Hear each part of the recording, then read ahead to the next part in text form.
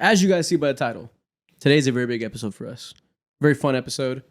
Like we always do in the offseason, we are getting deep into the depths of NBA history, talking about discourse spanning generations. We are going to put the greatest NBA players of all time into a tier list. This will be the biggest tier list we've ever done. We have 60 players to sort through today. And I've spent a lot of time. Like, honestly, like even throughout ranking season, like I do think that in preparing for this one, I feel much more confident about where I want to put people in their tiers. And like, I don't know, I went probably a little bit deeper in this one than the other one. Because even like 2 years ago when we did our greatest players of all time and we did top 30, I think. Yep. Obviously, this is double that. So it's like really, really much more like the minutia of like where the players are at. This will be our most serious, heated debates ever. We're getting deep into the granular differences between every legend. We're taking this the utmost seriousness we could ever take our contents.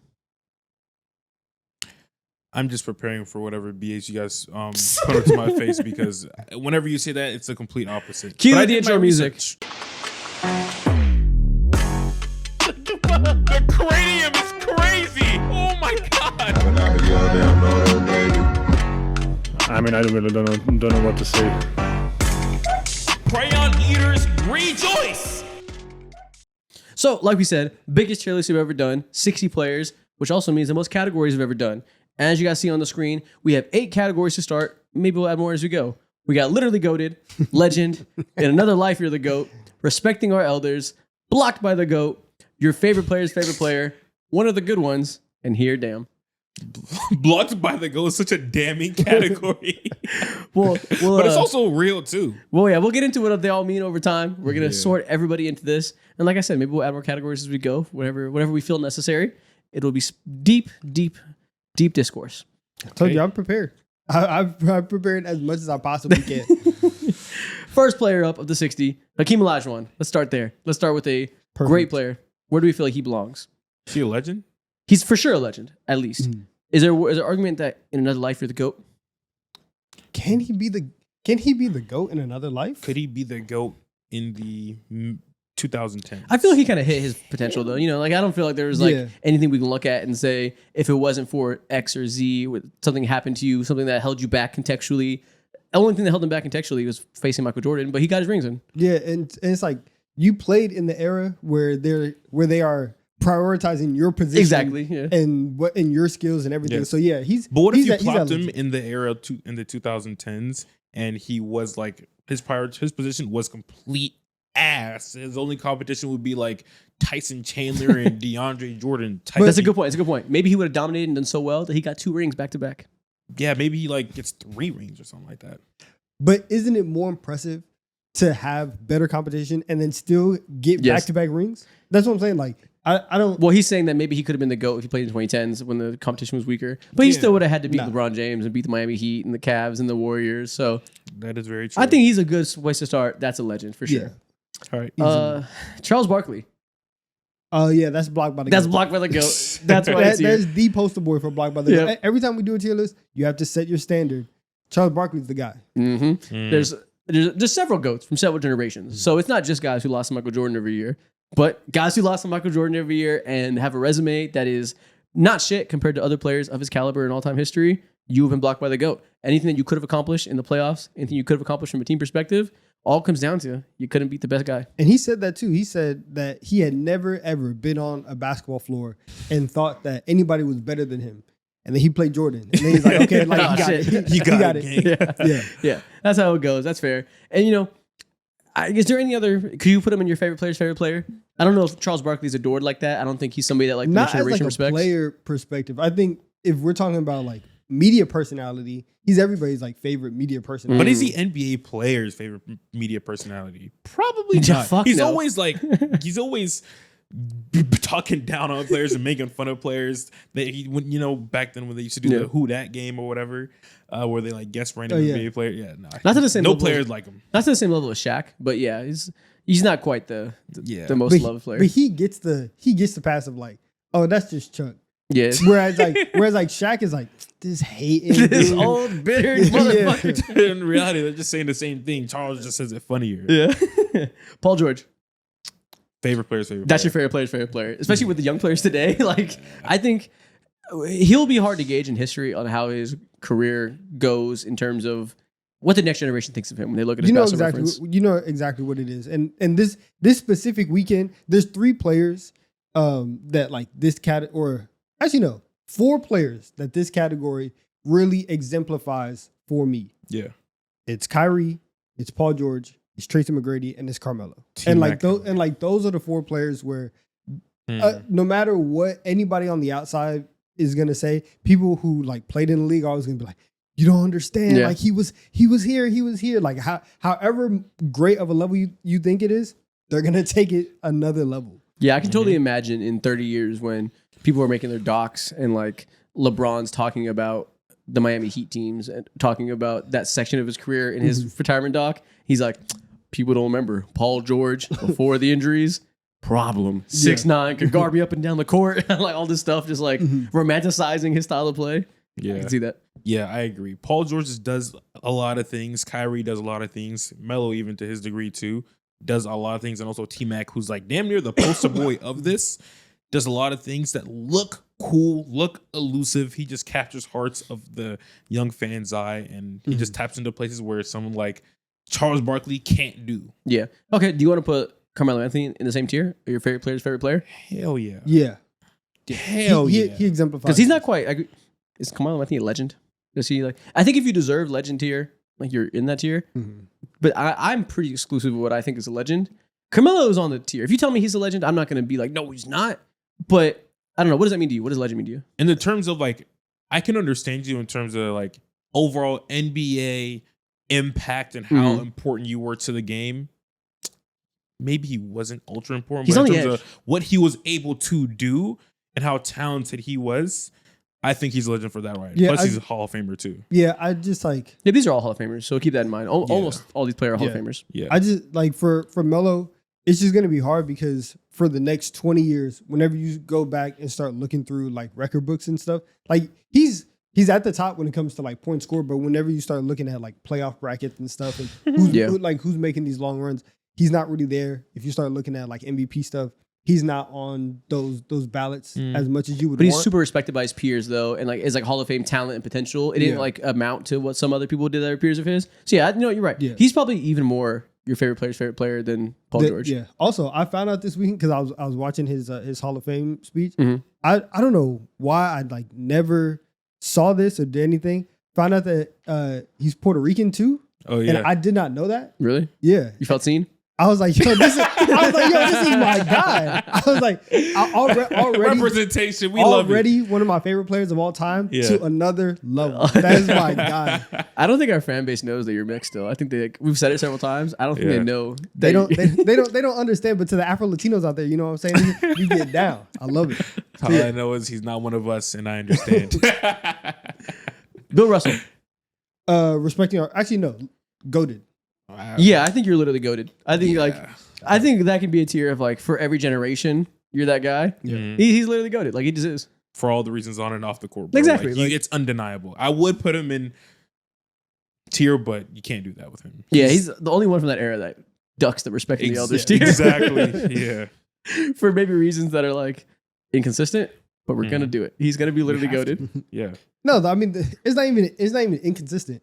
He has way more rings than everybody For else. sure, for Like- sure. Like, you know, like if everybody else had like 2 rings, 3 rings, and he's the only one where it's like, yeah, only yours count, that's fine. But the fact that he has every ring from that era, All of them. it's like, all right, you got it. Yeah, I agree.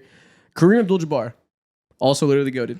Or Yeah. is he legend? Like, or No, I low think key. if you have an argument to be the GOAT, That's what I was gonna say. Maybe he's in another life you're the GOAT because he had the argument, and then there's no argument for him over Jordan or LeBron. he was the GOAT. Exactly, he was. In another life, okay, no, we'll use that tier differently. Yeah. But okay, so we'll I use see that. where we're going. Yeah, I won't make that tier that because if that was gonna be the case, then that means literally go to be 2 people. So we're not gonna do that. Okay. Yeah. Allen Iverson, where does he fall here? He could be your favorite player, but I think he might have an opportunity to be he's a level legend. ahead of those guys. I think AI is a legend because he has because obviously everybody, all these players, amazing. Everybody loves all these players. Allen Iverson's influence outside of just basketball, like you know the dress code and everything. Mhm. So it's like I think that's a legend. Because even at like a little league basketball level type of thing, where you have like 7th graders putting on shooting sleeves and headbands and all this stuff, like you affected every piece of basketball culture, so you're probably a legend. He's such your favorite player's favorite player to an extent that has a force multiplier that makes him a legend. Like everything that category player does and why they're so admired, he does to the umpteenth level. That breaks him a legend tier. He's also a legend too because he's one of the few legends that doesn't hate. Allen Iverson will not hesitate to show love to any player. You know what it sounds like? It sounds like he's one of the few players on this list who could touch every single category here. To some people, he's literally the GOAT because of the play style at that point guard position. In another life, hey, if you popped him in the 2010s, 2020s, he's easily like a top 10 player for sure. So it's like, do you feel like he fits this generation better? I think he would evolve his play style. No, they'd hate him though. Yeah, but do you think he would have maybe? His warts more. are a product of the era. Yeah. And I think that era encouraged his greatest weaknesses. Maybe today he would have been encouraged to play differently in a way that make him perceive better over time. Exactly. I think he has the talent to go ahead and mesh and mold into and be able to look at any star point guard today and do exactly what they're doing, maybe even to a higher degree outside of maybe like Steph. He'd be a point guard today. So I think he low-key would be very similar to Shea, the weaponizing the scoring, but making him be a lead guard. He's obviously smaller and different skill set, but yeah, I wonder if he would be remembered better. Yeah. But then again, he's remembered really fucking well. So it's fine. It's such a he's legend. He's legend for a reason. Yeah, okay. Bill Walton, one of the good ones. True. Okay. True. I wonder why. Plays the game the right way. You're one of the good ones. What does the right way mean? He really did. He actually played the game the right way. Team first player? Yes, very much so. Not too flashy, just got the job done. Yeah, he won MVP, averaging 16 points a game because he was a great passing hub and he was the OG unselfish big man that he was a good post scorer. He could have been that guy. He was like that in college as a go-to scorer, but played the game the right way for sure. First one in, last one out type beat. 100%. Right. He's one of the good ones. Yeah. Jason Kidd. Ooh. Here's the thing. This is weird. Respecting our elders, this isn't what we mean by this. In 30 years, he will be a respecting my elders type of player. Whenever 90s players are the elders, he'll evolve into that, but that's not old enough yet. So it can't be that. I don't know where he can fit in this but at all. He's nobody's favorite player. Certainly not. Nobody's favorite human. Could he be one of the good ones? No, that's a very specific type of player that he halfway doesn't fit. Partially. It's not a here damn because he led teams to the finals. He's too good for that. Maybe he needs his own category. He's just an average all-time great. This is so weird. Then that's a oxymoron, but he is average Hall of Famer. Like that again, average Hall of Famer is 1 percentile player, but in terms of accolades, he's just a mid legend. Yeah, he did things, so he's not a here damn. He's not Embiid. He's not the type of guy that never made a finals run. He took teams places, but also isn't etched in the history books as one of the guys. Isn't a top tier peak, but is a very good peak. That is a average Hall of Famer. So what's the... Actually, that's a bad phrasing because the Hall of Fame has a lot of for sure weird picks that are there for the voters have a place in their heart for these old ages and stuff. A lot of people get in barely. So maybe just average legend. But we have legend tiers. So I don't know. What's the tier name that we're gonna have to name this? Because he is for... Yup. I think a dude. Because he was against a good dude. Name. Yeah, just a good dude. You were nice. Word, you were nice. I have no idea. People forget. People forget about Jason Kidd. People will forget? Yeah, people forget. Just so we can quantify different eras. Yeah. We'll put that right below Blocked by the GOAT. Okay. We'll go new tier. Oh, I did that wrong. How do I add a new tier again? People forget sounds. They're sleeping. Add a row below. Yeah, people forget, man. And then that's Jason Kidd. People forget about Jason Kidd. Because I feel like when you talk about that era of point guards, people, I think the history books, remember Steve Nash? This is going to be he really was a problem kind of tier? Yeah, he's really good, but maybe the history books won't remember him and the next generation will forget about them. Mm-hmm. But people forget. He was him. Okay. Yeah. And that's Jason Kidd to a T. Okay. Okay, next up, Kobe Bryant. Legend. Easily a legend. So obviously some people will say, literally goated, that he deserves to be in that tier. What do we want to do with the Kobe Bryant discourse? What side do we want I to feel fall like on? we haven't had to talk about Kobe like all summer. In another, well, see, I can't even say in, Yeah. in another life because his whole game is molded off of Jordan, and so like you only get to be Kobe Yeah. if there is a Jordan. So if there is a Jordan, then you can't be the GOAT. And he Exactly. kind of reached his potential. You know, like he kind of 3-peat, won 2 chips on his own. Like Mm-hmm. I don't really see there's any type of like meat left on the bone there that we could argue in another life. And we can't argue that he's literally the GOAT. He's the GOAT in like in certain aspects and when it comes to influence and stuff like that. But I think he belongs firmly in like legendary. He fulfilled his every ounce of athleticism that he has, developed his shooting. He was a good defender for his position completely, and to so much to the point to where like his defense is seen as a big thing. Yeah. So yeah, I think he's legendary. You know what? The word legend outside of the context of sports means like you're a legend in that your name rings out because of like a story's told about you, and there's a certain air about you that is remembered in the way people talk about you, like an urban legend, like that type of phrasing using the word legend. If we're gonna treat it in that way, like you are legendary, Kobe's the ultimate legend now, especially post death Yeah. with the Mamba mentality stuff.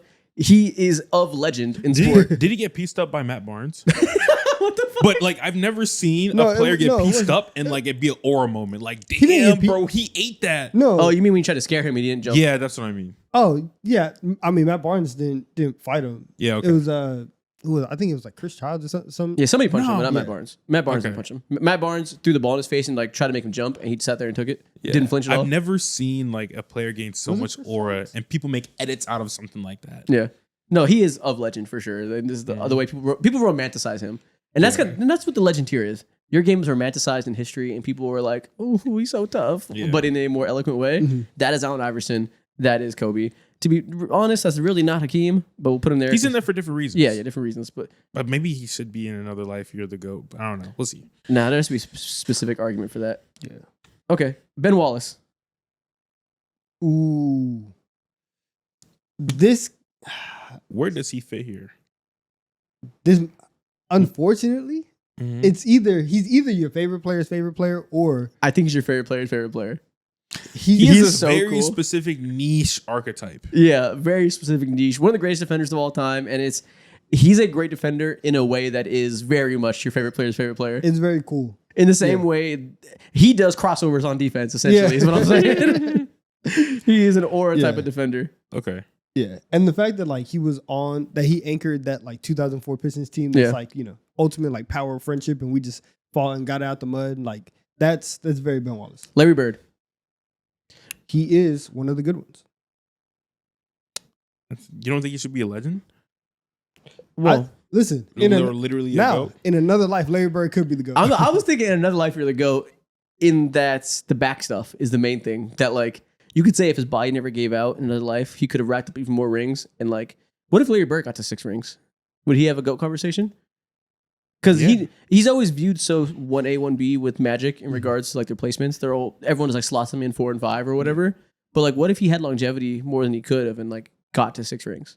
What about so yeah, there's a lot of worlds where I think you can make the argument for Larry Bird to be the GOAT if like one thing goes. If Go- Magic go- Johnson go- never existed in another life, that like if Magic no, not even this. If Magic Johnson didn't get drafted to the Lakers Yeah. and he wasn't Mhm. saving some chips for them and they all went to the Celtics and he built Yeah. Russell the era, which like by all accounts like could have happened if Showtime didn't get put together because the Clippers traded the first overall pick to the Magic for no reason. Yeah, I mean to the Lakers for Magic. I think Larry Bird could be another life for the GOAT. yeah. That's I think the probability, sure. There's that. Like if integration never happened, he'd be the GOAT. Correct. If the league's not a color barrier, Larry Bird would for sure be the GOAT. And if for that regard, you get the category to yourself. He got All right, you got it. Okay. Dwight Howard. Here, damn. Yeah, For the most sure. here, Here, damn, damn. for sure, bro. Didn't make top 75, and people act like it was a travesty. Him being placed on our top I 60. mean, I feel bad because like he should have been on the NBA top 75 For sure. He just got into the Hall of Fame, but it's like people are going to look at him Mhm. and they're going to remember everything else outside of like the basketball. Yeah. And we talked about it, I think either last week or the week before, when we talk about like offensive basketball. Dwight had so much meat left on the bone, 100%. and people also just didn't like him. So I don't know if he had a lot of meat left on the bone offensively. His bone just didn't have a lot of meat on him to begin with. Like there wasn't a lot of skill to be reaped either from way, that. I'm hungry. Yeah. True. Either way, I'm starving. Yeah, and he's like the opposite of people forget, where I think that connotation of that phrase is like people forget he was a problem. People actually forget about Dwight's woes. But you know why that's the case is because most of the time people see him and view him as he just has most of the time a negative light shine on him, whether it be Goofball. through like the 'Cause they don't internet like him as a developing slowly. person. Shaq, That's he why. did such a damning thing to his reputation in his career, bro.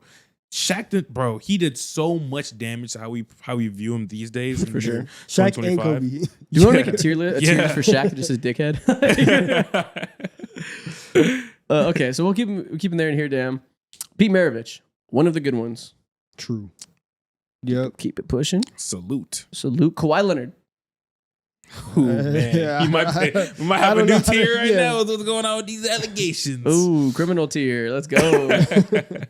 Kawhi. Where does Kawhi go? He can't be. There's legend. a little bit of your favorite player in there. Yeah. A little bit, but I think the health stuff and like if he was a fiery personality, or even like he needed to be a fiery personality or be super consistent. I think to have your favorite player thing. So he's gonna. Kawhi's probably in the people forgot. Yeah, he could probably. I think he'll end up fitting there towards the end of his career because of he has no MVPs. He has a couple championships and all that, of course. Low key, is he a But- legend? Low key, no, he's a legend for sure. Well, he's about to be. But no, he's for sure a legend. Now I'm thinking about it. You got to sell me on this. On the side of entering legend status for what that sounds like the urban legend aspect of it, of like the story of that player, the way 2019 Kawhi was talked about as his basketball terminator, that he's not here for a long time, but he's here for a good time. He might not be there for 82 games, but when he plays, killer. Won a championship as a contributor 2014, then went to a team as a mercenary, got them a ring. Everywhere he goes, silent assassin. The Clippers era has kind of dampened this a little bit, but that I think the pre-Clipper stuff will probably reign throughout history for his reputation.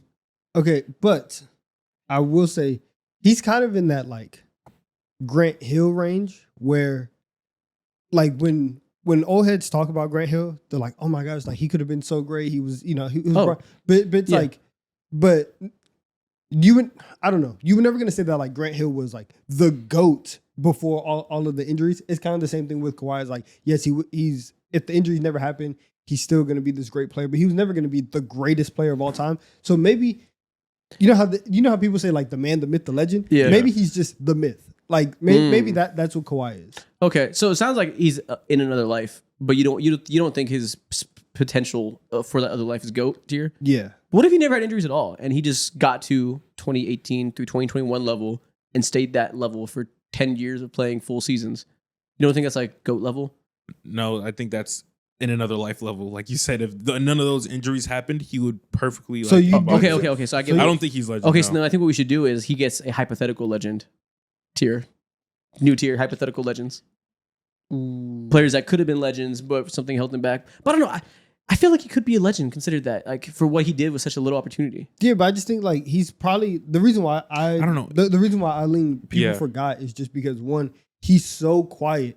And so unless he's playing basketball, in 10 years, we're going to forget about Kawhi. And then as you go through the story like of the NBA, you're gonna be like, oh yeah, like Yeah. Kawhi does have 2 finals MVPs. It's But he's not there yet, though. It's hard to say that. yeah, but it's still just like a very like weird and choppy history to where you can find there's enough gaps in between all the things that he does to where you can forget about what he did or what he was. So do you like the idea of hypothetical something? Like giving him another time of like another life type of tier, but for non-GOATs? Hypothetical legend or something like that? If man. If man, Yeah, but let's go if man. Yeah. But he has a If chip man's though. That feels hilarious. disrespectful when he actually did do the thing he's supposed yeah, to do. he has a chip, but then also again too, like you said, like there's no one else in NBA history, maybe one other player who you sit down and you're just like, again, going back to what you said, you're still hungry, you want more, you feel like there could have been so much more had, but they're just constant failure after failure and disappointment after disappointment. Okay, let's go You're always Mr. hungry. Hypothetical then, as the name of it. And that can mean multiple things for multiple people. Okay. His version of Mr. Hypothetical is like, no, he'd have one of the best primes of all time if he didn't get hurt, I promise. We're gonna end up with a million tears after this. Yeah. Okay, so That's Mr. fine. Hypothetical, let me zoom back out, realign this. Yeah. Yeah, we have so many tiers, Yeah. and that's okay. Kevin Garnett. Your favorite player's favorite player could be a legend. He's one of those two things. Legend, I think. But he also is super your favorite player's favorite player. Yeah. He's like very much 2008 makes him legend. 2008 gets him just enough that his level of assholeness gets him legend. And also, like, he has the same effect too as Hakeem, where every offseason someone is trying to work out with him. Someone's trying to gain some knowledge, some aura, some aggression, something. He did that with Giannis a couple years ago. This past summer, he did it with Wemby. He's done it with like LeBron, I believe, before too. He's just one of them old heads that you have to go ahead and respect. Yeah, and it's him and AI are the top two guys. Yeah. And you really have to give people credit because not everybody does this. But KG is very quick to give people their flowers, give people their props. Very true. He was yelling at Paul Pierce because Paul Pierce was saying something. He was like, nah, Lord, like it's the new school. You got to get on it. You got to get on it. Like he respects new basketball. Okay. Tracy McGrady, Mr. Hypothetical. Is he that, or is he your favorite player's favorite player? Your favorite player's favorite player. I get what you're saying. I think Mr. Hypothetical supersedes all that. He does have that element to his game. You guys are right, but he's ultimate Mr. Hypothetical. If he didn't get hurt, he was going bad for But which Bam element Kobe. doesn't he have more? But of? Mr. Hypothetical is his entire thing. No, but he also had opportunities. He had opportunities in those years where he was killing. It's not like in his prime years that those got taken away. No, but so some of his primaries got taken away, and the ones where he got to play got taken away by his teammates getting hurt. So he couldn't really contend to do anything. He was out there dying in the first round by himself, putting up shit numbers because he had no help. And people were like, if he had Grant Hill didn't get hurt and he actually signed and was a star, he could have contended. If Yao Ming's body didn't fall apart, he could have contended. If his body didn't fall apart, he could have maybe found a new era. To me, he is quintessential Mr. Hypothetical. Yes, you're right. But at the end of the day, whenever people and the NBA landscape in general talks about Tracy McGrady, you never talk about, what could have been had. It's always like, God damn, he was so good in what he did and how disagree. he moves. No, is just so. I think the fact that T-Mac and like T-Mac had an interesting build in that like he is like 6'8", playing two guard. Yeah. So like he's kind of different from Kawhi, where like Kawhi's build lends him to play the three, where T-Mac is kind of unique in this sense where he's 2-3 inches taller than what Kobe is, can do everything that Kobe is averaging 30, all this other stuff. I agree with you guys. He fits very well into your favorite player. I don't disagree. I just think if we have a Mr. Hypothetical tier, to not include T-Mac would be like... That's a layer. You're absolutely right. But I think it's the second layer to me of his career. They go hand in hand, so I see what you're saying. Like, the fact that people love him so much lends to the Mr. Hypothetical because, like, they love him so much. Or like, trust me, if you could have done this, like, it's hard to separate those two. But I don't know. I just feel like at the end of the day, his story is defined by what could have been. He's the ultimate, if he didn't get injured, type of player to talk about, I feel like. I don't know because I could say the same thing about Paul George too. Like he went ahead, snapped his leg back when he was ascending. Obviously, snapping your whole fucking leg. He was never the same. Yes, he was. Okay. He was better after. He was better after, but you don't know what he could have been in general without that impacting his whole level of growth. That is missing an entire year of basketball. You're right. But he came back better and like got past that. T-Mac didn't get past the injury. It ended his prime. Back in 2021, like when Kawhi exploded, his knee exploded, and they were damn near able to make it to the NBA Finals. Like that's like a whole hypothetical within itself too. If Paul George wins a championship, completely. But you see the difference though. Nobody's gonna do a video in 10 years where they say the greatest what ifs in NBA history, and they're gonna say, what if Paul George didn't get hurt? Because he got plenty of prime, plenty of development. T-Mac will always have that hanging over him. I think so. Personally, I think that like overall his entire ethos does fit into favorite player. However, there is one big thing that probably puts him into Mr. Hypothetical, which is there's the story about Tim Duncan wanting to sign with the Magic, and the Magic and Doc Rivers being like, nah, like your family can't ride on the team plane. So then Tim Duncan doesn't go play with T-Mac. And so I think like that's one of those where when we're doing what are the greatest what ifs in NBA history, if that's on top 5. Yeah, if that's on the short list, if that's on top 10, top 15, then okay, he can be Mr. Hypothetical. Yeah, and that's really like not even just that specific moment, but that type of thing kind of tells the story of his whole career. He never had an opportunity to be on one of the best teams in the NBA. Like he didn't really blow opportunities where he should have won the chip. Like he obviously underperformed himself. I mean, but they blew like a 3-1 lead. No. Again, I'm not saying he performed well every time. You know, in the first round. yeah, I'm not saying he performed well every time or anything, but like he was never on his version of Shaq and Kobe in the Lakers. He never had his version of playing with another great player where they're the favorites. Like it was all completely undermined by injuries, completely undermined by swinging door moments like that. And again, I completely understand if you guys want to put him in Mr. Favorite player. Yeah. Low-key, some people would probably say he's in another life for the Legend. GOAT. Oh, life. Some people would probably That's argue another. that. I mean, that goes hand in hand with the hypothetical thing too. Yeah, those are the same tier, just like different calibers. All right, we'll go Mitch. We'll go hypothetical. Let's do it. Why not? Shaq. Is that in another life for the GOAT? If he like, okay, so people always say if he took his body seriously, he could have been unstoppable. He had more longevity than people think. Like he was a 12-time All-Star. He was good for a long time. So I feel like that might be a little bit He was overstated. good for a long time. The other day, I found out that he put up his last 40-point game in 2009 with the Suns. I was like, Yeah. damn, bro. And I was watching that game too. I was People like, shit. overstate the fact. People treat it like he had a 6-year prime, I think. Yeah. Just because it's like an easy assumption that because he got super fat, that surely if he didn't get fat, he'd be so great. He was winning chips as a fatty. Like it worked.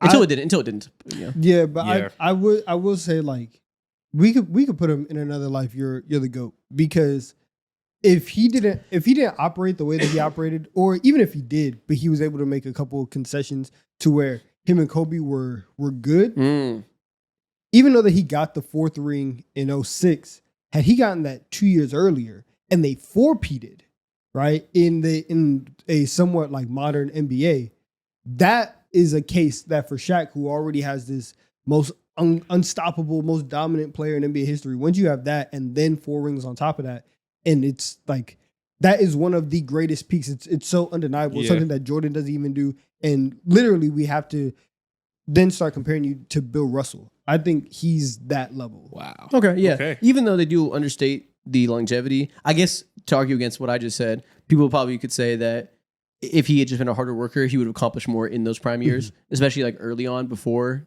Kobe got there. Maybe you could say he would have been contending for championships earlier, I guess. Maybe, but Maybe, I don't know. But whatever you want to, there is some element of wasn't a hard worker, clearly. Yeah. And even though he did still accomplish, who knows what could have been accomplished even more. Yeah. So I think that's fair. Okay. Jerry West. One of the good ones. The goodest one, I would say. The goodest one. He's the goodest one. the goodest one, but also, actually, now he wouldn't be the GOAT in another life. All right, what are the good ones? He's the goodest one. Only. Wait. No, What he's happened? blocked by the GOAT. You're right. He's blocked by the GOAT. Who's blocked by again? Jerry West. He lost in the finals every year. Oh yeah, he was like 1-9 in the finals or something. Losing to Bill Russell every year. Yeah. He's blocked by the GOAT. He could have been one of the Damn, GOATs. He is the poster boy of that. You're right. There's no Yeah. one who embodies. I'm that glad better you than saw him. that omission because we almost messed it up. Oscar Robertson, respecting your elders. He is the 100%. definition of that. He's the definition of that. He's like, I don't mean this as an insult because Oscar Robertson is obviously an iconic player. That's like one of the greatest of all time, one of the best productive players of his generation. He's like, for every young NBA fan, baby's first NBA legend. The first like old player that people were like, people don't remember Oscar Robinson. He was Russell Westbrook before Russell Westbrook, Mr. Triple Double, one of the more underrated point guards of all time. Yeah. That's always like the entry level to like pre-70s basketball. yeah. Okay, Ultimate respecting the elders. there you go. Wilt Chamberlain. I feel like legend at this point. He's the ultimate legend. Yeah, Yeah. like ultimate just legend. the story that you hear You hear about cool stuff. about the Wilt. most athletic, the greatest athlete of all time that ever graced the Yeah. NBA. Yeah. Like all these things, scored 100 points, could bench press 6,000 pounds, could run a 4.1440, could beat the shit out of Muhammad Ali if he wanted to. He just sounds like a dinosaur in today's time. bro. yeah, he Like could. nothing about him makes sense. I can't like even the concept of you, seeing you as a human being, seeing that footage don't make no sense, bro. All the stats, all the stories, all the aura moments. Yeah, he's a legend. Okay. or moments in black and white film. That's the stories. Just stop it. Steve Nash, one of the good ones. Yes, Go ahead. One of the good ones. Anthony Davis. people forget. You think people will forget? People kind of forgot like I think- mid prime. I think people will forget just because there's so much.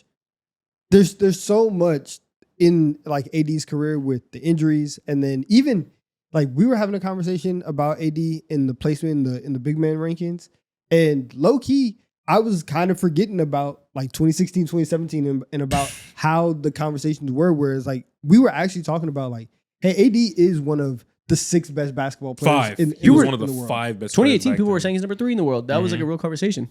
Yeah. So I forgot it. I forgot it then. I feel like afterwards, Yeah. you're probably gonna forget. And then now that he's in this like last part of his career, he's gonna play, and like hopefully he's like healthy and whatever. He's on a rebuilding Mavericks team that people are trying to like fake push to be title contenders. You're gonna forget about this second half of his career because he is the other part of the Luka trade, and it's gonna be about what Luka does in LA.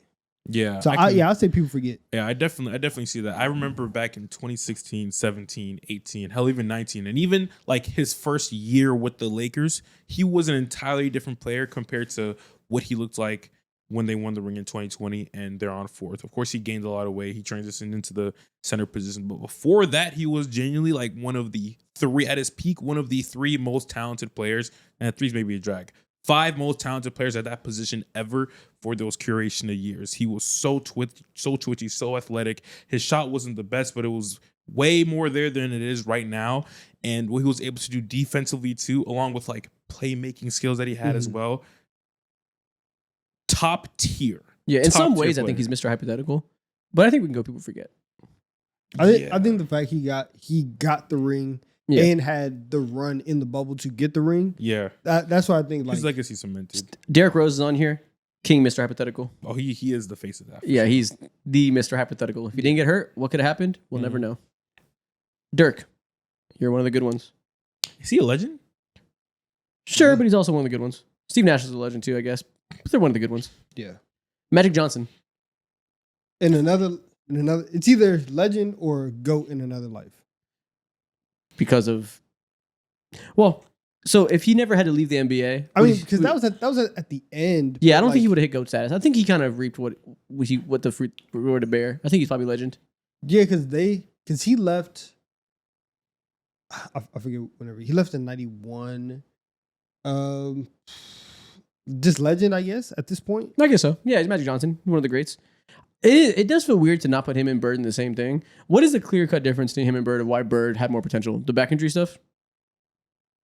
Because that occurred at a younger age than Magic's health issues, wasn't it? Yeah. I'll fact check that. Let's make sure we're not putting our foot Yeah, in our mouth. I'm not 100% sure. Well, okay, so it was kind of like I think it was kind of around the same time because I know like once because like the Dream Team and all of them going there, it was also a big deal because it's like, oh, Larry's, we're playing in '92. His back has been cooked for. Yeah. for a Oh, and I while. forgot we have the pre-segregation in another life thing for Larry Bird. So Yeah. yeah. I almost forgot the most important part of his case. My bad. Russell Westbrook. That screams to me your favorite player's favorite player. Like he's like the hard worker, brute force, get it done type of guy that will be admired for a long time.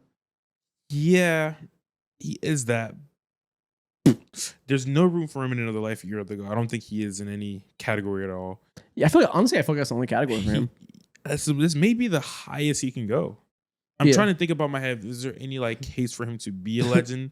But not really. though. Depending on how you feel about Russell Westbrook, he's either your favorite player's favorite player or here, Dad. Here, damn. Yeah, Yeah. exactly. It's such a wide range. That is him. He's polarizing. He is the polarizing point guard of this decade. And I think the masses will probably lean towards your favorite player's favorite player.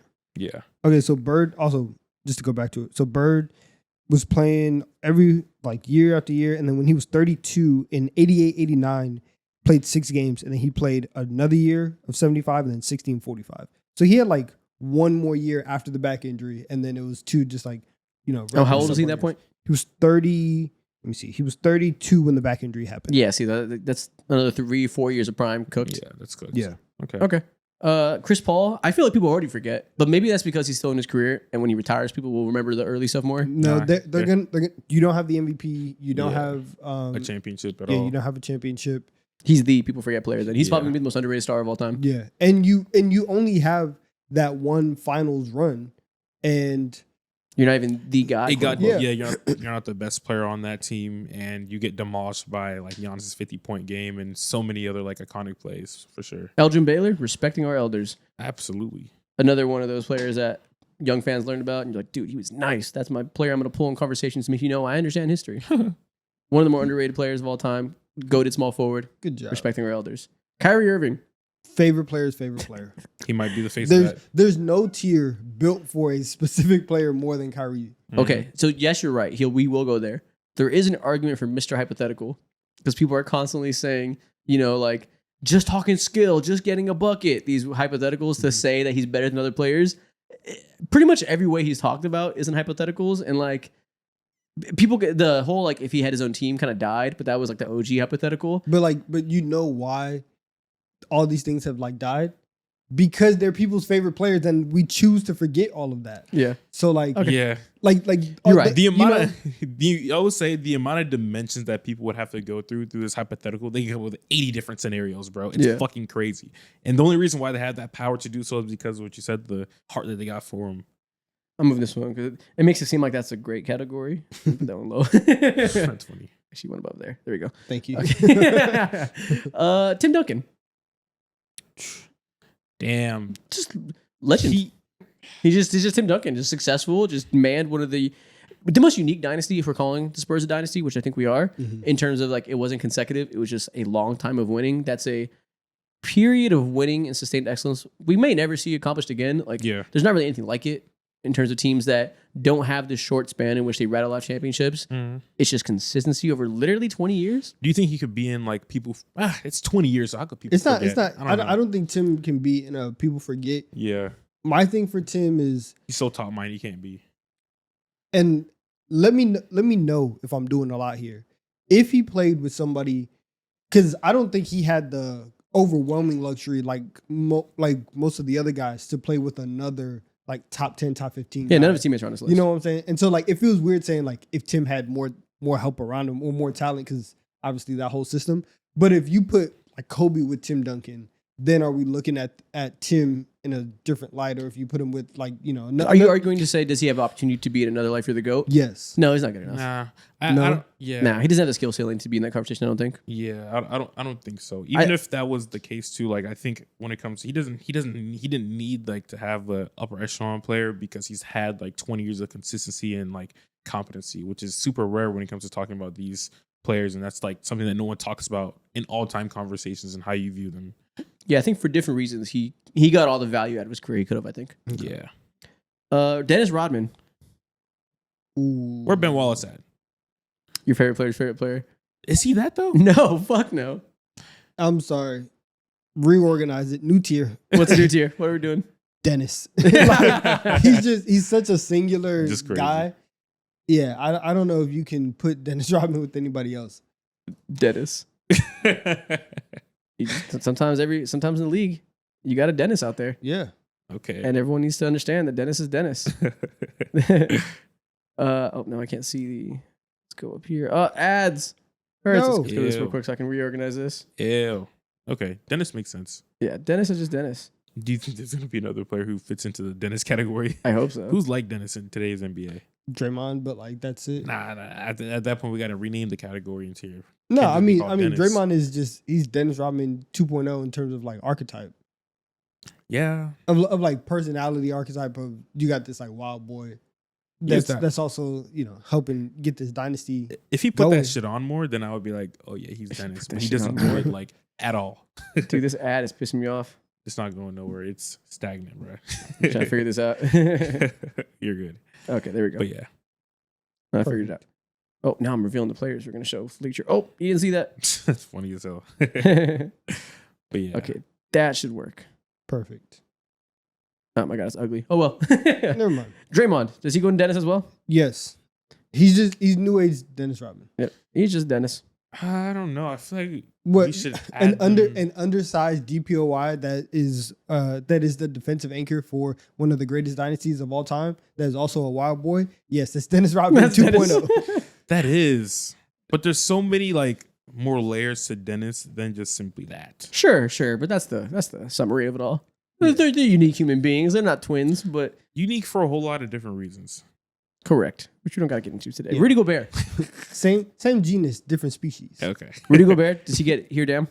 here, Oh, damn, yeah. for sure. Like people, easily one of the more talented defensive players we ever seen. Nobody's ever but given him no one props. cares though. Every compliment anybody's ever giving Rudy Gobert is the definition of here damn. Yeah. Yeah, it's like here, but can you guard Steph Curry? Can you guard LeBron? Can you guard Harden? A ridiculous category to compare someone to. Who can? Can you guard the offensive GOAT? No.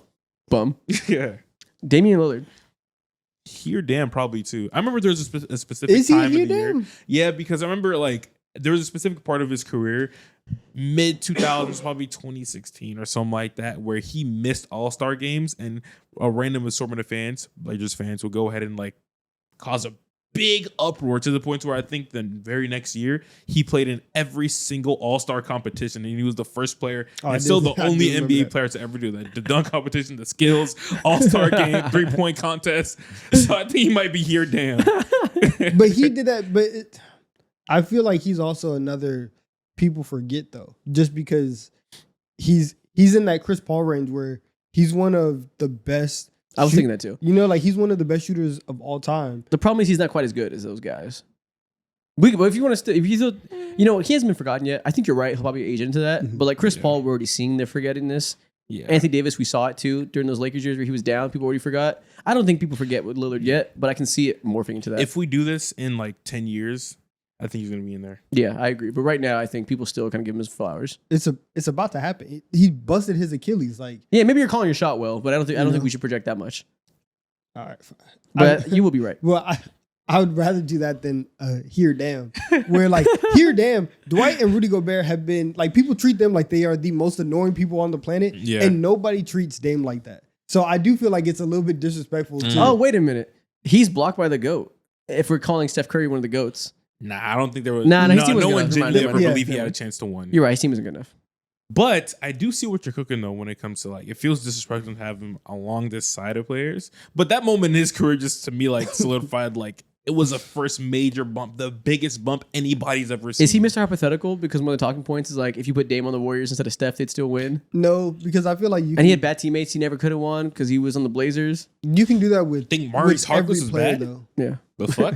Disrespectful. Well, if that's the case, the only category is here, Hey, Dame. Dame And I was don't think we bad. need to make a Dame category. Respect. That's what I'm saying. We should say people forget. Okay. Okay, that's fine. It doesn't- if you- go ahead. I'm over it. You're right. I'm not going to talk down on Dame. So it's I'm with it. We can't put him next to Dwight and Gobert. But it's for different reasons. Yeah, though. It's yeah, not here like Dame he's as isn't- good as these players. Yeah, here Dame doesn't necessarily mean you stink. It's just like the way Yeah. people talk about No, you. but the visual of seeing him I with get those it. two Like, guys is very jarring. Yeah, I know. And that's I the know. problem. That's exactly what we're talking about. You see them as lesser. And why is that? Because the NBA sees them as lesser. But who are they next to unpack for this. you to make them see them as lesser, bruh? You didn't feel bad about Bill Walton. Ooh. You don't see him as lesser. But we have a specific spot for it. Giannis. Honestly, I'm sorry. Even going in back to another the life- here damn thing for Dame too was just like, bro, here, go ahead and play with Giannis, bro. Here, damn, here's your superstar. It didn't even work out. Then get your ass back to Portland. Here, damn, it ain't he greener. didn't even want that though. He didn't want that. He was He forced into that life. Yeah, Forcibly. Yeah, he didn't ask He for wanted. that. He wanted to play with the star. People forget he didn't want to He play didn't with ask for Giannis. There Giannis you go. specifically, but like he, No, he got the no. opportunity. He specifically said, I want to go to Miami. He did specifically ask for someone. He did, He very specifically said, I want to He go to Miami. wanted to play with the people. but he got in the better position now. No, he didn't. It didn't work. You just said He said that. Miami was the better position. Hell yeah. Him and Jimmy Butler and Bam would have been Well, that's way easy better. to say now, I guess. Yeah, Yeah, hindsight for sure. But Yeah. it would have fit way better looking back. I still think he belongs in here. It just feels like every crucial moment or leap in his life is just like whatever. No, bro. you're making a good argument for sure. Yeah. He's really not. He's basing it off of all-star participation in the You've never seen in the that skills ever. It's challenge. never gonna happen He said, again either. Here, damn. In that, bro. When it Yeah. comes to- Dame is great. Dame is like as great of a shooter as Steph Yeah. is. You're going to forget like Dame is also. Oh, I can pull up. He's the second greatest shooter I of can all pull time. up from the logo. I can also average 30. I can do all of these things. Oh my God, the house call graphics on the screen. It has been the whole episode. Oh wow, crazy.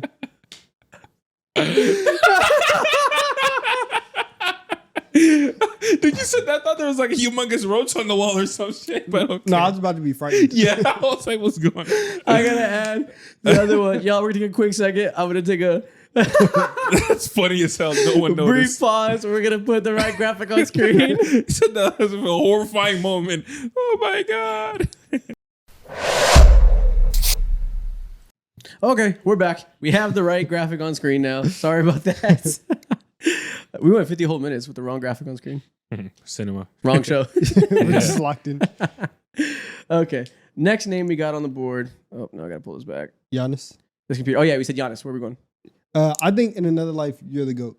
I think if Giannis was getting 3 square meals a day since he was 8 instead of 20, he would have been ready to walk into the NBA and wreak hell. I don't know. He started wreaking hell pretty quick, though. I don't think he wasted any years of contention. All those teams had Jabari Parker and shit on them. He wasn't going to win championships in year 2. It was Jabari Parker. Don Maker was supposed to be a guy. Eric Bledsoe was his lead point guard. Good God. He won as soon as he was ready to. Yeah.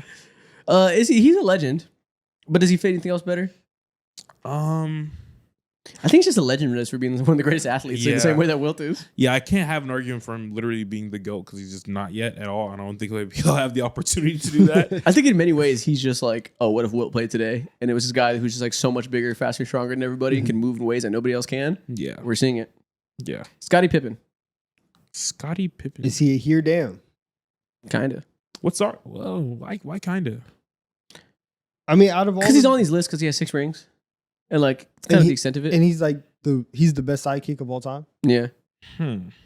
So, yeah. It's kind of just is what it is. He's either here damn or if we're nice, respecting our elders. Is he? But he's not that old. Is there any shades of him I think he can be the youngest respecting our elders. Whoa. Is there any argument for him being like your favorite player's favorite player? Fuck no. What? Even for his like mold? No. Nah. No. Like unless you're like Herb Jones and that's your favorite player. God. Like I'm sure Herb Jones loves Scottie Pippen. Your favorite player is Herb Jones? Grass. Touch it, please. I think he can be the youngest person on respecting our elders because he's all about like respecting the previous generation and the guy who did all the success and was like a very important part, not to belittle him or anything, like extremely important part of why they were good. Had great years when Jordan was gone, but it's just straight. Yep, you did that. Yeah. Okay. Jason Tatum. Here damn. It kind of is, but so he's not Mr. Hypothetical. We're just so early right now. It's weird. Yeah, he's the opposite of Mr. Hypothetical. He's not your favorite player's favorite player. Damn sure not. He's not Dennis. He's not one of the good ones. In another life, he's definitely not the He GOAT. has the sentiment that people forget, but it's not about forgetting. It's people don't care or people overlook. Is he one of the good ones? No, he's half of one of the good ones. I guess it has to be here, damn. Yeah, because he's just on, like, just when they would start making, well, I guess they were making deep runs before, but like, you won the chip and now we're trying to go back to back and starting to build something. Okay, I figured it out. I figured out how to phrase it. He has deserved praise and deserved acclaim as one of the greats for a long time. Zero people have wanted to give it to him. People wouldn't have given it to him if he didn't win a championship. And now that he has, the sentiment is entirely, here, damn, you're a Hall of Famer. But he didn't win a Finals MVP. And that's why he's here, damn. Maybe if he had like won with some gumption, won with some Yeah. oomph to him, and won with an amazing thing, he would have got respect. Still doesn't get respect, gets here, damn. He has to be accolades. shoved into it. Okay. Yeah, he has to be like, it's like taking medicine, giving Jason Tatum prop for most people, Yeah. where they have to like, and Jason Tatum. We're talking about defining players in 2020s. Yeah. David Robinson. David Robinson. People Look- kind of people forget, And but like If we're allowing 90s to be respecting our elders, low key respecting our elders, I was about to say in another life he'd be a GOAT, but then I remember like any all-time great he faced, he got mauled. yeah, exactly. So it can't be that at all. Is he blocked by the GOAT? I mean, he wasn't losing to Jordan though, so it can't.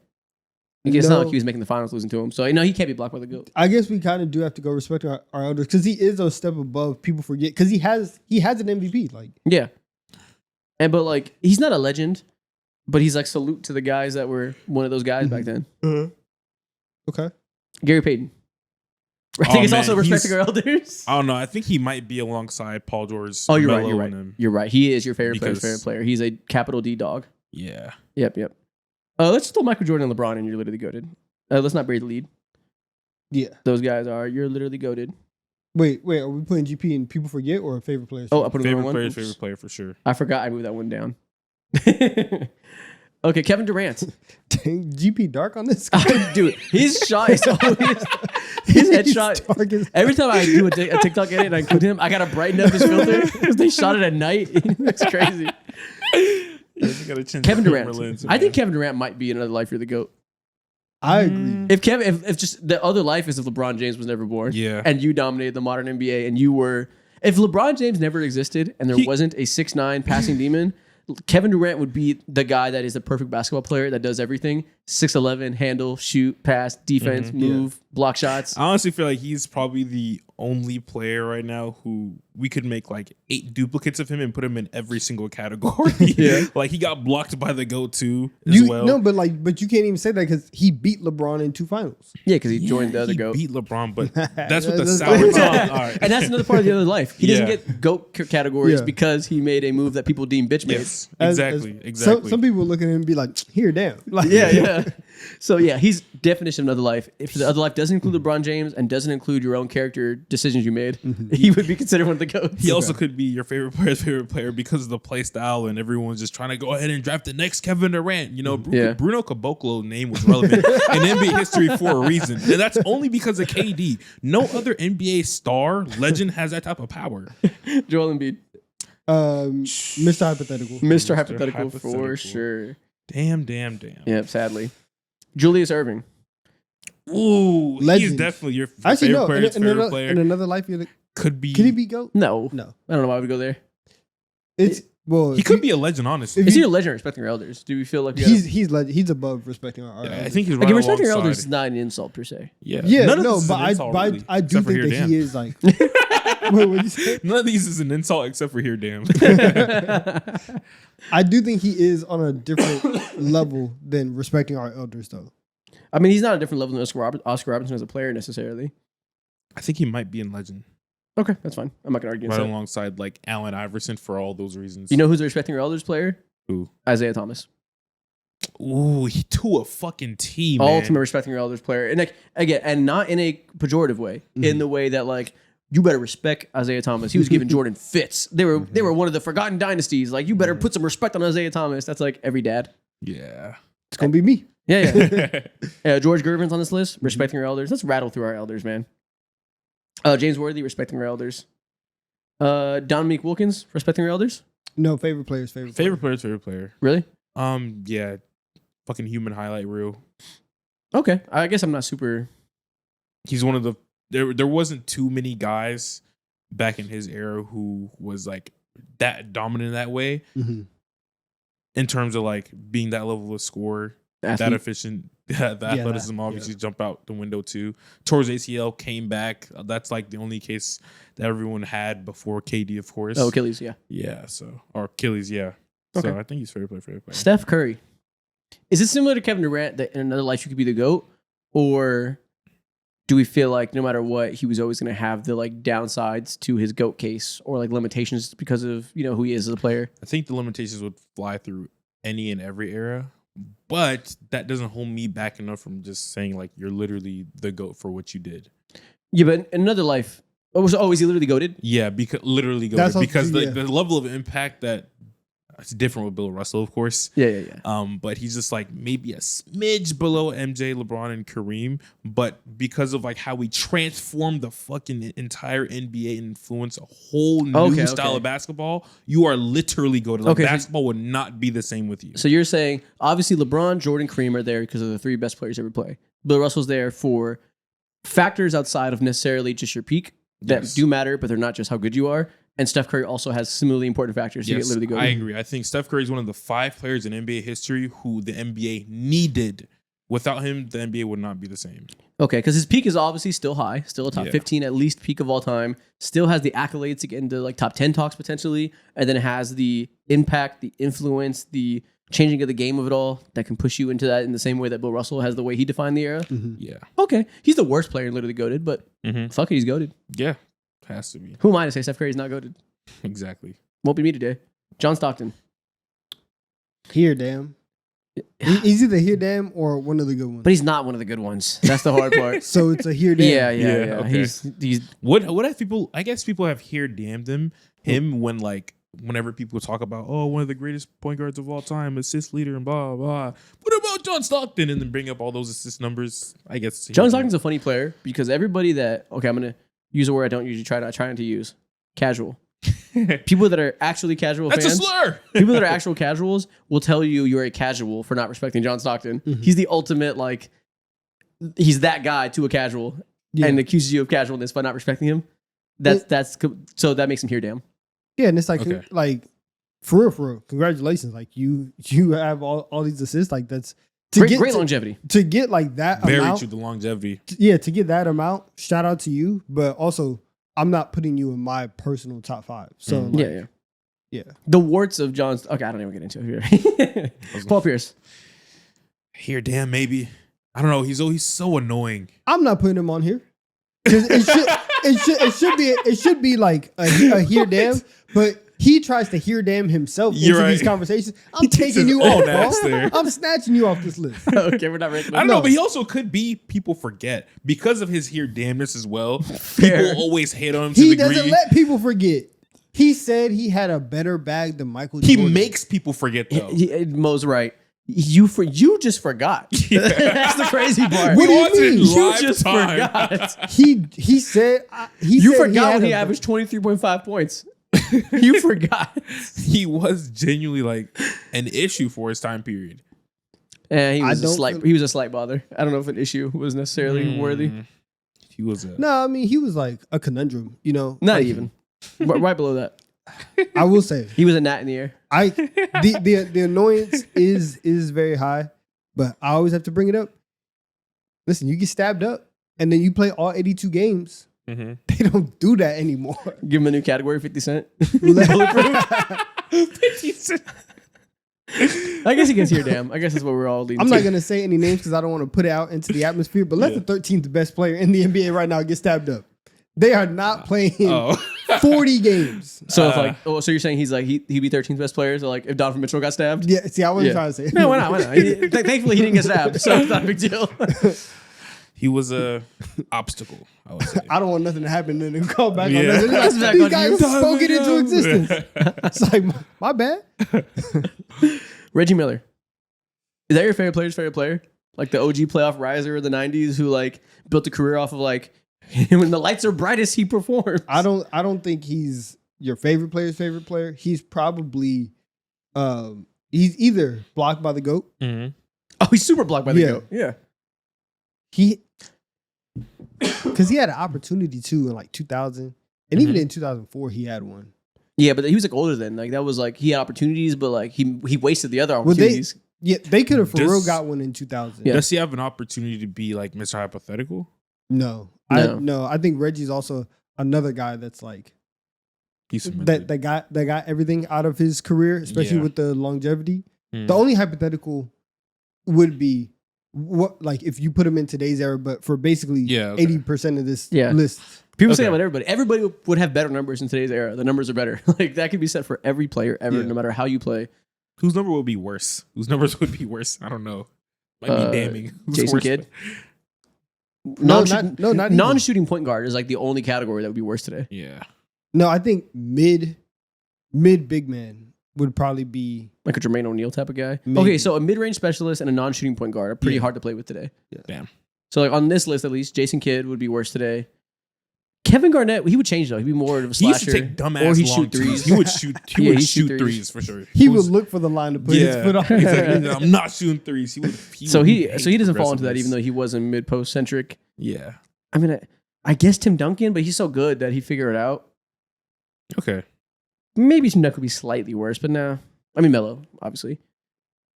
Ben Wallace, I guess. Yeah, Ben Wallace. He would be a special. He's a specialist, but yeah. Okay. Oh yeah. He's.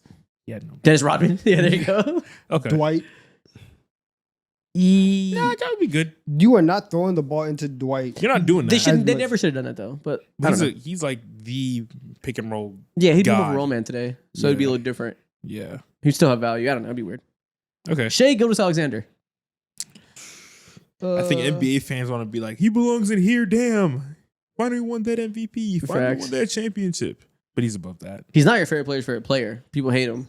No. Right now, a majority of people would say here damn because they don't like him. Yeah. Yeah. He's not blocked by the GOAT. People, we can't forget it just happened. Did he just cement himself in NBA history as a legend? I think so, but a lot of people are not going to like It's that. a little too early for that. He's definitely like cemented himself on legend path. I'd say that he's beginning a legendary run. That if it continues as we expect it to without injuries, he will go down as a legend. He's much better, but also he's in that same tier with Tatum. And like a here just because everybody hates him. So like Yeah.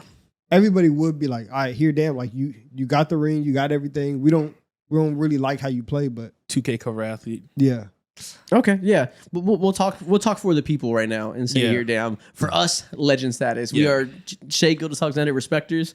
But if the people don't respect Jason Tatum, we respect him too. It's so. a hard, like, I agree. Like, it's similar to the analogy that you use when it comes to it's a hard pill to swallow for not us, for NBA fans in general. It's a hard pill to swallow that he is one of the greatest. He said, "Let me keep reiterating, we're not fucking stupid." How about that?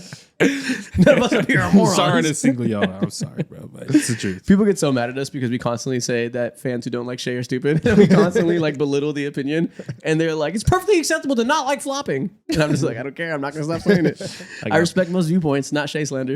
It's super silly. I will call people stupid. I will do that. I try to avoid it and try to get better at that, but that is just legitimately stupid. The reasons for him. Sometimes you need to. Like, why do you not need to? Yeah. let Yeah. somebody No, it know is. that I they're respect stupid? the like not liking the aesthetic of it and him not being your favorite player. But when people take that to be like, people really extrapolate that really easily to like overrated and like argue against his skill compared to other players because they don't respect the aesthetic of it. That's not like you're getting stupid. You're letting your emotions guide you a little too much. But I respect the emotional element of it. Mhm. Luka Doncic. I mean, he's a legend, honestly. Why is that? If Shea's How not is a he a legend, legend, but Shea's not? It's hard to place him because there's Yeah. no here damn yet because I mean, listen, what have we given him? You all right, white boy. You oh, high I forgot. white He's boy. one of the good ones. Duh. You high white boy. Yeah. He's You one all of the right, good ones. white boy. if we had space, I would have been like, yeah, he deserves his own chair. You alright, white No, boy. he's one of the good ones. It's right there. Rick Barry, one of the good ones, right there. Nah, Nobody likes He Rick different. Barry. He Oh, I different, forgot. though, He's yeah. not one of the good ones. So Yeah, he's he here, different. damn. Yeah. Is he respecting our elders or here, damn? Who's respecting Rick Barry? I forgot people don't like him. Yeah, he's right next to John Stockton. Yeah. Not one of the good ones. Okay. Explicitly. Put them at the end. Last. Sure. Oh, God, I keep right clicking. There you go. Right here. Oh my God, I keep right clicking. And There we go. Ray Allen. Can't even say Mr. Hypothetical because in Like- another life, I don't think he would be the GOAT, but in another life, he would be different. Not the GOAT. people- but he people would, do but like he had moments like if Steph was never born, Ray Allen would still like Steph would still be the GOAT.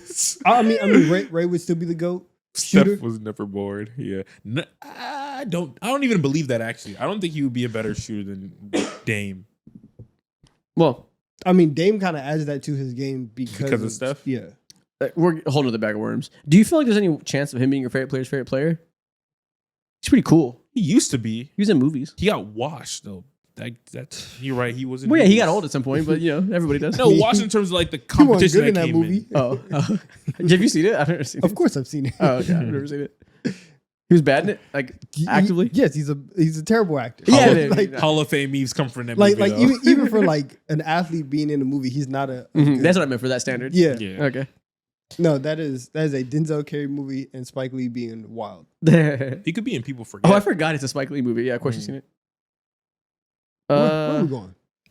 Where does he belong? He could be in People Forget potentially. Do Because people they do forget forget Ray about Allen? those early Milwaukee years and how much more of a dynamic player he was. That is And whenever that is we true. think about Do him they forget now, that? I think people. I feel kind of feel the opposite. I feel people say that and like, without any critical thinking of what those years actually look like. Like, I don't think a lot of people that reference like he used to be a driver, you know, have really like looked into like the minutia of how good he was at that time. because I think that people forget about it until they see 2 minutes of him dunking Yeah. on Twitter, and then they're like, Okay. "Oh yeah, he actually was like that." But then whenever you think about Ray Allen, you just think about sharpshooter. I'm running off Boston. of screens. I'm doing you think about him even in Miami sometimes before Yeah. that too. So people forget. yeah, Okay. Nikola Jokic. A legend. literally goated. Nikola Jokic is literally goated? Maybe too early for that. I'm I think just- that's I'm too just- early. Is it- Too I'm, early. I'm just saying. First of gotta- all, we gotta you go two have been telling me for the last 6 to 9 months. This is the greatest offensive player I've ever seen. This is that. I'm And not gonna so- argue with you. And so if he's gonna have, if you guys are gonna have that title for him, I guess that you can already give him the best passing big man of all time. He's been literally goated to me since 2020. It's different. Though. I want to get. Is he just legend though? I think Yeah, he he's just might legend. be just legend. He's just legend for now. In another life, he sees the goat. Nah, I mean, Nah, not- we're seeing the life right now where Yeah. he's fucking the best He player in could the be world. the GOAT already, but I don't know. Man. Maybe in another life where he actually got a good teammate and actually got another star, He which is actually got another All Star Yeah. for the first time. Sure. like just a baseline level all star. Like he can't even have Donovan Mitchell on his team. Like he can't even get that like entry level all-star that is like one of the guys of generation. It's a lot of D Mitch hypotheticals today. I know. Damn. That's why he's on top of mind. But like he doesn't even got De'Aaron Fox. He can't even get like a guy that's made a couple all-star teams. Yeah, Mm. That's crazy. it is. So there's some hypotheticals to be had. Mhm. Maybe we'll get there when he's retired. But for now, Yeah. legend. Patrick Ewing. Respecting our elders. Super respecting our elders. I'm not gonna lie. That's just like one of the 90s all-stars Yeah. that like, is an all-star. So yeah, he did things. He's Mhm. like not a bum, Yeah. but one of the Okay. guys. That should be the tier. One of the guys. One of the old guys. But now some of those guys are better than one of the guys. James Harden. Is that okay? So there's two questions here. Two options. He is either the quintessential Mr. Hypothetical or the quintessential blocked by the GOAT. I think he might be blocked by the GOAT. He just got mollywopped by Steph Curry every time. That's really Yeah. the story of James Harden. He couldn't get past the Warriors. So really he got like blocked by the GOATs in terms of the 2017 through 2019 Warriors. Yeah. If those teams didn't exist, his career would be entirely different. But he ran into the ultimate buzzsaw that nobody's ever seen outside of the 1996 Bulls. Yeah, I think it. But We'd have to go. We can't go miss hypothetical because we've seen him be in the opportunities to Yeah, overcome true. stuff, and we know the outcome of that. Yeah, it's hard to play hypotheticals because like he was in OKC. He had to be traded. There's no hypothetical way around that. The Dwight stuff did happen. You could like Well, do actually, he all didn't have to the- be traded. Like, that's a hypothetical for sure. But if he did, I think that if he didn't get traded, I think that would hinder his career. Yeah, maybe. Because they're always gonna look at him as like you're the third guy for whatever weird like. Well, I mean, if they would have got Unless he rid just of- laps Russ. Like, I don't know. they if they kept Harden and that was the decision, then like Russ probably would have been the one to. Yeah, what if he stayed and he developed and had the same trajectory? And he just, Hypothetical, I guess. Fuck it. No. I said it wasn't No, being, but I think it might be. No, we can't do that. We can't do that. No, You just he- sold me. I think he's quintessential No. blocked by the GOAT. No, on that specific hypothetical. But then what happens in 2012, 13, 14, 15? Blocked by the GOAT. That's what I'm saying. That is true. Yeah, that was just a random tangent to say that is a hypothetical. But yeah, it's not like the point to make him in that category. 18, 19? All right, buddy. I'm good. 20 or is it 21? 21. No one got hypothetical. What if his hamstring didn't fall off the ball in 2021? Then he would have had another chip. And then he would have been the face of maybe the new super team that's defining NBA history. So there's some hypotheticals to be had, but there is for everybody. Yeah. End of the day, he's blocked by the GOAT. And that is our tier list. Is there anything we want to tweak? Dennis is cool. I like Draymond and Dennis Rodman there. No, I think we did a good job. Yeah, this is a super interesting way to do it too. Can't name no one else doing it like us, man. There's another life, you're the GOAT. My only thing I'm looking at that, I don't know if Larry Bird deserves to be in that. Now, the more I'm thinking about it, he might just be legend. But again, what about integration? Integration. You're Why do I keep right. forgetting integration? Dude, it's so important in human Why history. do I keep forgetting integration? Like that's Come the on basis now. of the entire Yeah. argument. Why do I You're keep right. forgetting the downside of integration when it comes to Larry Bird's career? That's what I'm saying. And there we go. That is our Step tier. aside, Michael Jordan. It's a new GOAT. I love it. Okay. And with that being said, that is the end of the first half of the episode. Mo, it's time for you to grab that crayon. Time for you to put in this guy. It's TikTok time. What was it? Do that again. Do it again. You don't remember this dance? I'd like to see it some more. You don't remember this? Oh, wait. That video of those goth kids? Yeah. Yeah. Remember when it ended this? Yeah, I remember that. Peak TikTok. Crayon eater dance. Move, Yeah. bruh. With that being said, it is time for TikTok time. Let's go. Keep going. Go, Patrick. Go, Patrick. Go, Patrick. Now it's time for TikTok time. Atlanta was not ready for you. Reverse.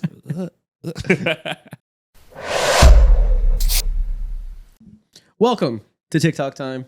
Today, we're going to begin with some more NBA 2K26 content.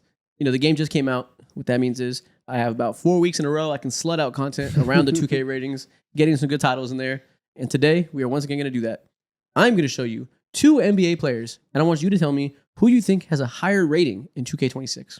Let's roll. So, one player versus one player, who's better in the new game?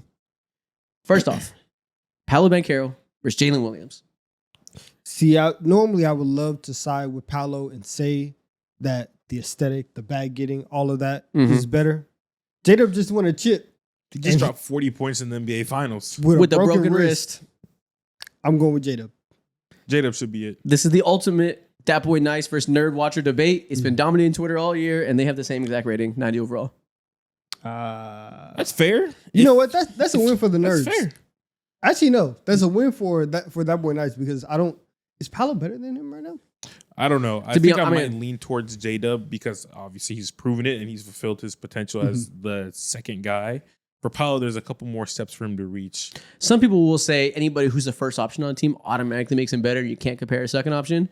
You know, I'd rather have the premier second option than the first option who isn't good enough to win anything as a first option. Yeah. So when Paolo develops, he should get better than J-Dub. Like, surely, like, he has a skill set to eventually be an on-ball player. He should have a higher ceiling, but he's not at the point of his development curve yet that he's quite ready for that.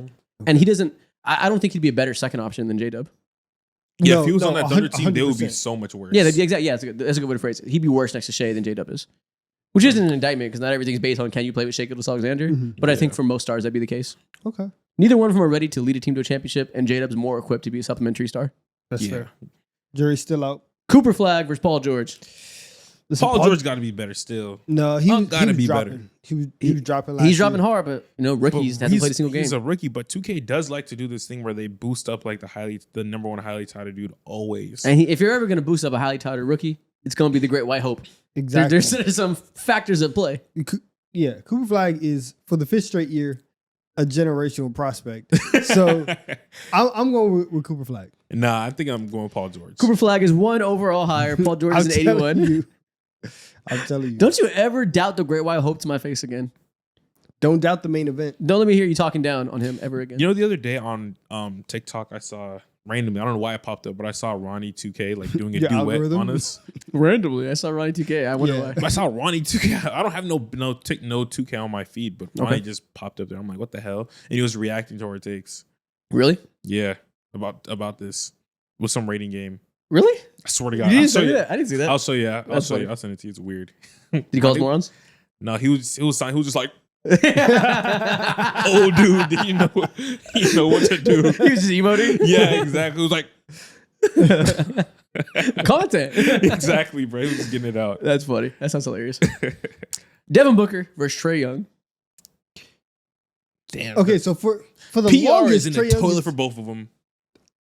I don't know. For the longest, like Trae Young has been underrated, but then I feel like it's starting to creep a little bit back up. But I still would go. I think I would still go with Devin Booker though. I think Devin might be Booker. Devin might be Booker. Call it in. Yeah, Devin might be Booker. That's it. You're probably right. And Devin Booker is 1 overall higher. He is indeed. Yeah, that makes sense. Booker. Word on the street is Booker. There you go. That makes sense. Yeah, The math is math. D Book has one more year where, and even this year, like now that KD's gone, now that Beal's gone, if Booker comes in and he just puts up mad buckets on this team, even if they don't win, you're still gonna look at him Yeah. and be like, free him. And even that too, like thinking about things from an attribute standpoint, Trae Young's 3-point shot genuinely should have regressed. His defense is his defense. And then on top of that too, like Devin Booker, although his 3-point shot did get a little bit worse, it wasn't to the point to where it was like 31% or 32% like Trae Young. The passing, the assist numbers are always going to be there. The defense isn't terrible. So I can see a world where he's 91 and Trae Young's 90. Yeah, Makes sense. okay. I found the video right 2K. He stitched Oh, you us. did? That was in April. Yeah. Oh, yeah. He just hand gestures. Exactly. He didn't do anything. He's reacting. Hey, shout out Ryan 2K reposting our video. That was a good reaction content. Kyrie Irving versus Cade Cunningham. See, now Kyrie's coming off the injury. Yeah. Katie's coming Might off of be a Cade. playoff run. Even though that he didn't play good, people were like, he played good. Yeah. I'm going Cade. Ooh, this is hard, but Cade's a better defender. Cade's up right now. I'll go Cade. Better. He averaged like 9 assists a game. By I think 2. the attributes might lean Damn, towards Cade. Cade is better by 2. Yeah, there we go. This is surprising because 2K loves Kyrie Irving famously. Every year they love Kyrie Irving, but they love a young ascending point guard even more. Yeah. Exactly. You tore your ACL.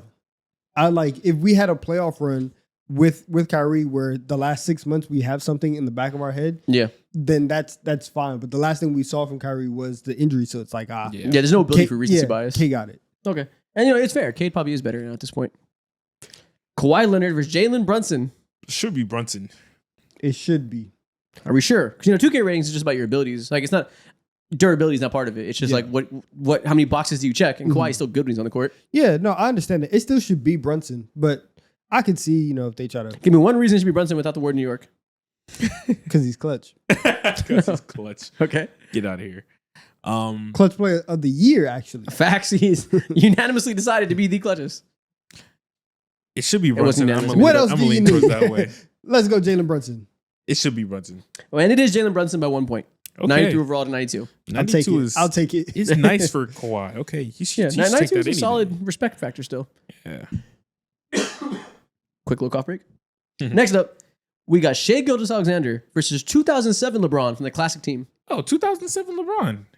Now he did drag No. the Cavs to the playoffs that year. He Or was the already- finals. My bad. Finals Sir. that year. We're not. Oh, even as good, as athletic as 07 Braun was, he wasn't as complete of a basketball player as he would have been in like 09. Yeah, even 09, yeah. Yeah, like 09, 2011, all those stuff. I'm going Shai. Oh, yeah, it should be Shai's Shai, my also bad. like at like the top of the. He's on the cover. He should be Yeah. the best player in the game. I don't Yeah. think they were making 07 LeBron best player in the game. Yeah, I misspoke. It definitely should be Shai. He's more complete, like you said. And then on top of that, too, they just boost everybody's rating. He's a 98. LeBron would have to be a 99. Well, to be fair, so this is 2007 LeBron in this game. It's not from an old game. It's in like this game, their classic team. So it's the same type of rating system. Okay, so it Still, still is two. I'm going Shai. Okay, They did not pay respect to the classic teams. Shai is higher by 2. that is Yeah. bullshit. LeBron was only 96 and 07. Which makes sense. It makes sense. Like his jumper wasn't the same. Again, crazy athletic, but he wasn't as refined, as skilled as he was 2 years later, 3 years later, all that stuff. Sounds to me like you hate the king.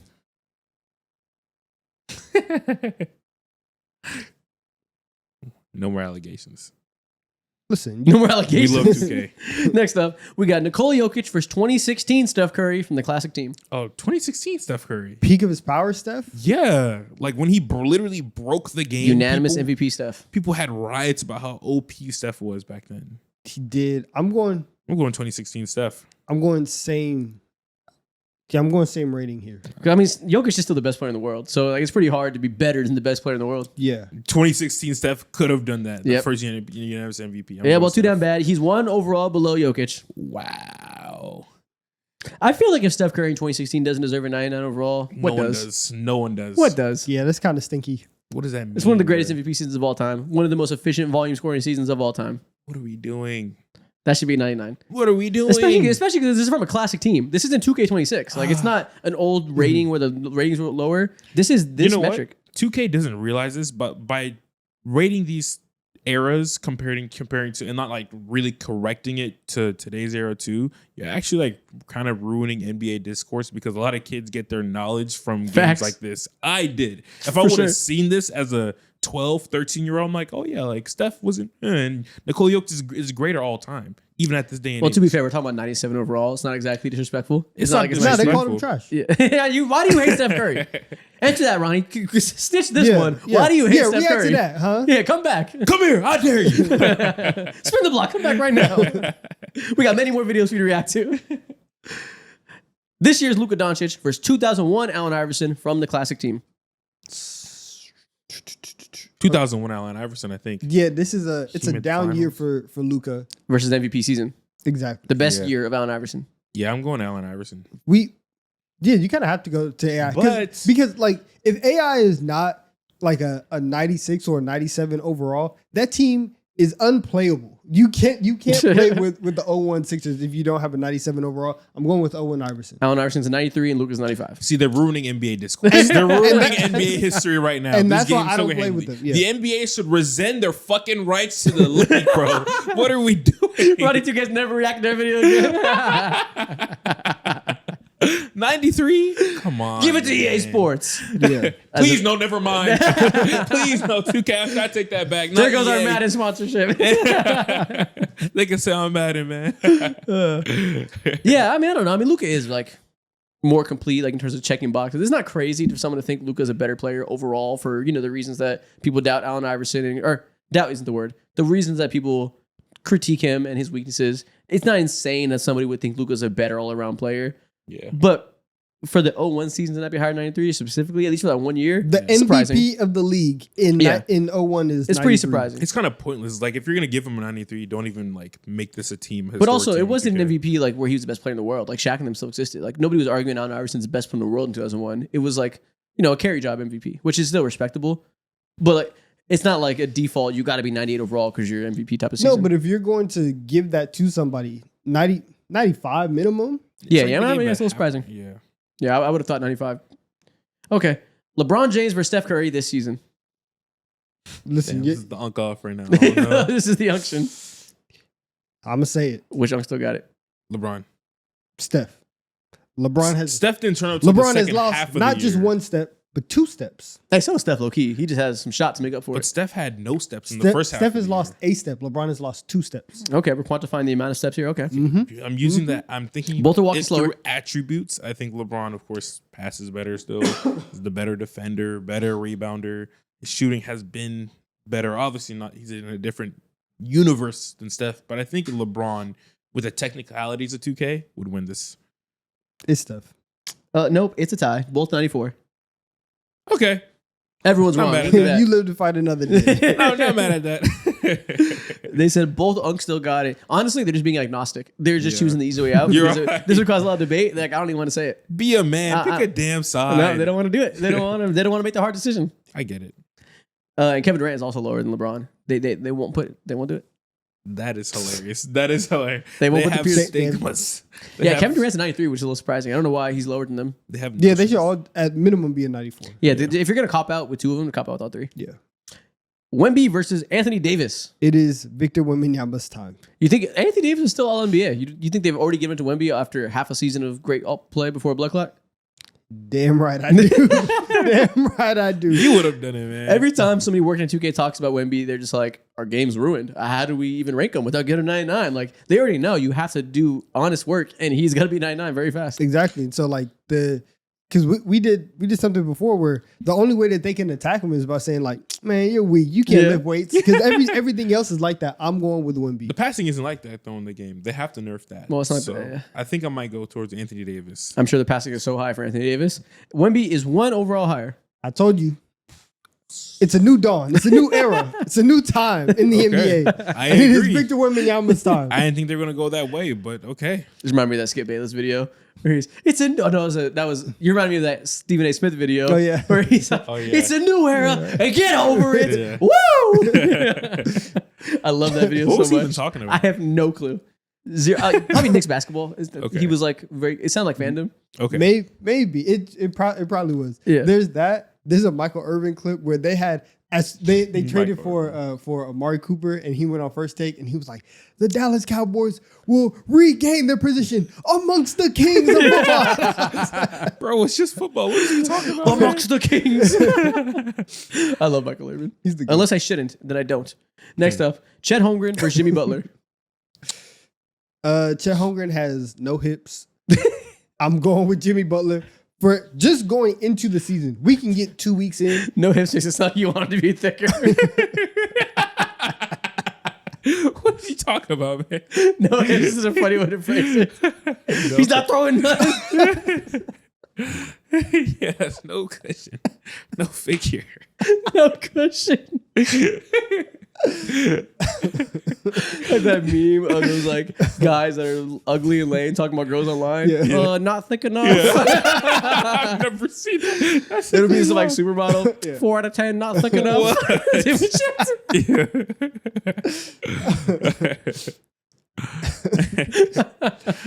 Oh man, Jimmy Butler versus Chet.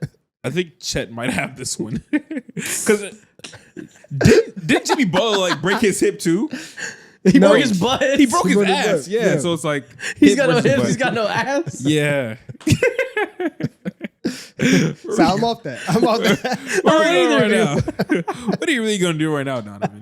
Either one of you had the prerequisite. Either way, you're not having your way. If you don't have that disrespect, you've even approached me, right? Hey, pick a player. I'm going Chet. It's Chet. He said 210, count your boy in.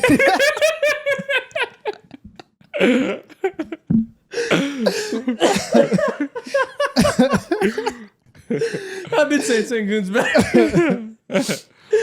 Oh my god. Yeah, Chet is 1 overall higher than aging Jimmy Butler. Okay, makes sense. When they Well, I start really eating. don't, but okay. Jalen Johnson versus Bobby Portis. Oh, they hate Jalen Johnson, bro. Yeah, They and that's why hate him Bobby so Portis much. is better because Bobby Portis can still give you a solid mid-range turnaround. Is he going to hit it 6 out of 10 times and shoot 60% from the floor? No. Is he going to hit it maybe 35% of the time? Yes. Somebody commented on our video a couple weeks ago that you like Bobby Portis so much because you look like him with the beard like that. That's pure racism. No, it's the beard. It's the beard. He's the same beard. now. That's pure. See, I was about to say something. You But look like Bobby Portis? I would No. hate to look like Bobby Portis, bro. You have no idea how mad I will be. If you told me that, I would find you. And, man, I'll give you the meanest wedgie fucking ever. I'll give you a He's fucking a- nugget to death. he's a The black fuck, man with a Bobby beard. Portis? Bro, I'm mad for you now. Who said that, man? You fucking banned for life, bro. I'll give you swirly from fucking hell. Fucking you talking about Bobby Portis? yeah. Bobby, that's racist, bro. We have let you guys start with too damn much. Shut the fuck up, Bobby Portis. Come on now. First of all, this is your fault. Like both of y'all say that any black man with a beard, that's Donovan. Listen, Give you a nugget of death. I'm standing up for you right now, man. I all do right? appreciate that. God damn. I can't fucking breathe. Who's the Yeah. 2K overalls higher? God damn it. I'm saying Bobby Portis. They got the same overall, 81. That's bullshit, bro. That's bullshit too. Jalen Johnson's the better defender, better rebounder. He's the better passer. He don't shoot better, but he's the better finisher. He does everything better except for shoot right now. He don't yell. Shout out to you, Bobby. Tell Jalen Johnson get some tattoos, get his aura up. He Look has at a him. tattoo on Plain his chest. Jane. You Look just at his can't see arms. it. Plain Where? ass arms, Where's no he have it? accessories, no chains. Right here on the left side of his chest. You see it? Yes. Oh, okay. They're saying he looks like a 2K generated character. He does. I can't even argue that. He needs to looks stay like healthy. Generic Duke recruit from Yeah, 2015. just a normal broccoli head dude. That honestly, we won't get into what I mean by this, I know. but that is the quintessential young NBA player these days. He looks exactly like every box you check. You know exactly what it is. So we know. Look at the three. Light skins running the league, man. and the Hawks are the case proven for that, bro. Zachary, I don't care. You are one of them too. They got the template for the parents. Everybody Nah, goes, you go to the factory, you can still be an NBA player. That's what it is. Zachary's French. He gets off. It's a different category there. He's Egyptian, but it's also like he's still passing his I didn't know he was Egyptian. He's, That's funny. Yeah, he's They do half. it over there too. Yeah. Oh, interesting.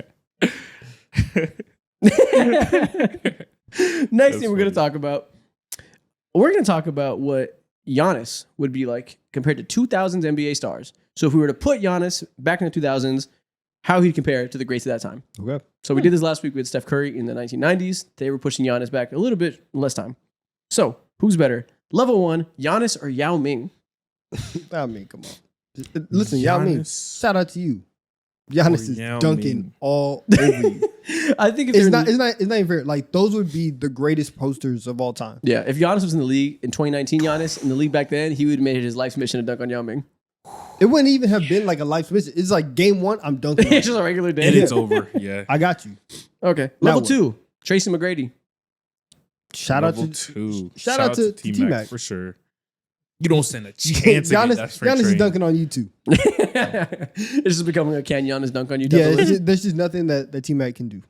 Okay, I mean, maybe there's an argument for, that style of play is more important in 2000s. You need more of a bucket getter than Giannis, and he'd have less spacing, so he wouldn't be the same. Giannis is murdering that man. man. Okay, fair enough. Yeah. Next up, level 3, Steve Nash. Now we're getting to other MVPs. We are. Still Giannis. I do believe Giannis is a better player at his peak. What does the era come into things now? Um, In that era, he would still wouldn't be able to win an MVP as well and be, in my mind, the best player on a championship team. yeah, because I think as soon as you have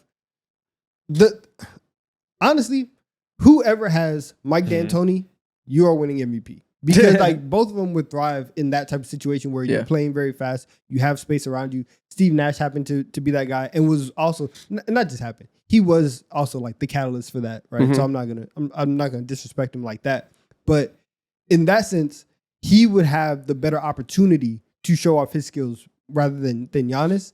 So maybe Steve still does get the MVPs. And so if that's the case, I might take. Actually, no. What am I saying? It's Giannis. Yeah. You're psyching yourself out right now. I really am. The two-way stuff for Giannis, like that's Yeah, That I think wins. some people would say that Giannis needs spacing, and that era has less spacing, so he wouldn't be able to be the same slasher. Which I understand. Slashers did exist before 2020. I think an athlete of that caliber would be the best athlete on any court in any era ever. So he would still be a dominant slasher that you can't stay in front of. It would look different. It wouldn't be exactly the same, but I think that translates no matter where you go. Yeah.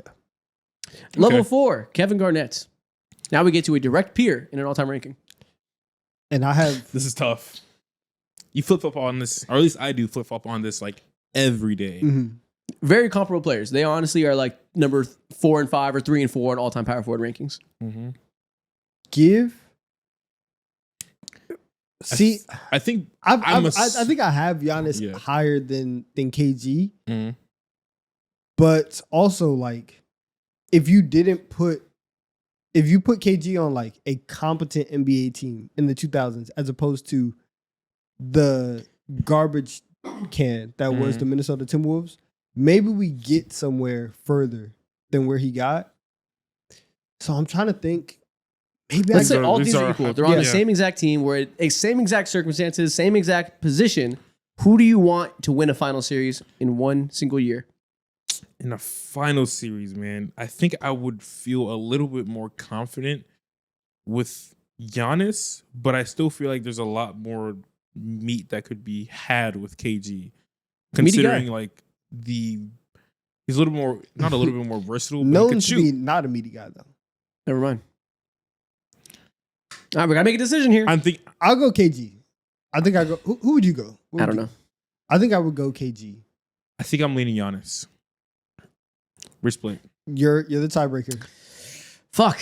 Both all-time defenders, both versatile, both can pass. I think Giannis is a better scorer. If I'm just gonna choose to believe that it translates exactly well to the 2000s, I guess I'll go Giannis. Okay, Giannis, it is. I think It's tough. it's a small thing because Mhm. obviously everybody's like different. They can get their game off, but I think the fact that in that era, like being able to take a 17-footer like that is something that people kind of went to and have Mhm. that. So obviously KG has that in his But game. Giannis has added that this past year. It's just a 1 year thing, but I don't know. I trust It's more KG's aligned, like yeah. all around. What are we talking about? Shaq was offensive dunking game. on everybody. Giannis would dunk on everybody. I'm going Giannis. I think I might go KG. okay. Level 5, I got Kobe Bryant. I'm going Kobe here. Yep, ends here. Yeah. We let him squeeze past Kevin Garnett by the thinnest margins. We'll pick Kobe. These 4 and 5 that we've been doing have been insanely hard. Yeah, Mm. yeah. This is super close. I picked the close debate. I code for level 4. It is Giannis. Sorry, Kobe. You're picking Giannis over Oh, Kobe? whoa, my bad. I said that wrong. It is Kobe. Sorry, Giannis. Yeah, yeah. I mean, shout out Giannis. Yeah, He'd be one of watch- the best watch players in your the mouth. world. Oh man, Watch I your almost mouth. choked myself. If we're gonna say any era requires jump shooting and that makes Kobe fit it best, it is the 2000s. The dead ball era, Kobe would be better suited. Mm-hmm. And there we go. Giannis, you slide past Kevin Garnett, but just barely. Next thing we are going to do, we are going to talk about the last 10 NBA final series. Okay. I'm going to show you one of them. You know, like I said, the last 10, and you guys are going to grade it based on entertainment, based on impact to history, whatever it means to you, whatever decides the quality of an NBA final series. We're going to grade them all. Let's do it. So, first off, 2016, Cavs versus Warriors. This A. is this is S tier or not S tier. It's A an plus plus plus. This is the Yep. best final series that you've seen in a long time, man. In our time as fans, when it comes to storyline, quality of players on both sides, quality of teams on both sides, quality of coaches on both sides, quality of marketing on every angle, this is the perfect final series from our lifetime. This is like this is when the two best superheroes like match up, and you have this was like it was like Superman Infinity. It was like versus Endgame. Batman type shit, We've yeah. been waiting for this for years, and now we finally get the matchup that we need. This was Yeah. This was everything, and just in terms of like consequential to the league and its Yeah. ramifications.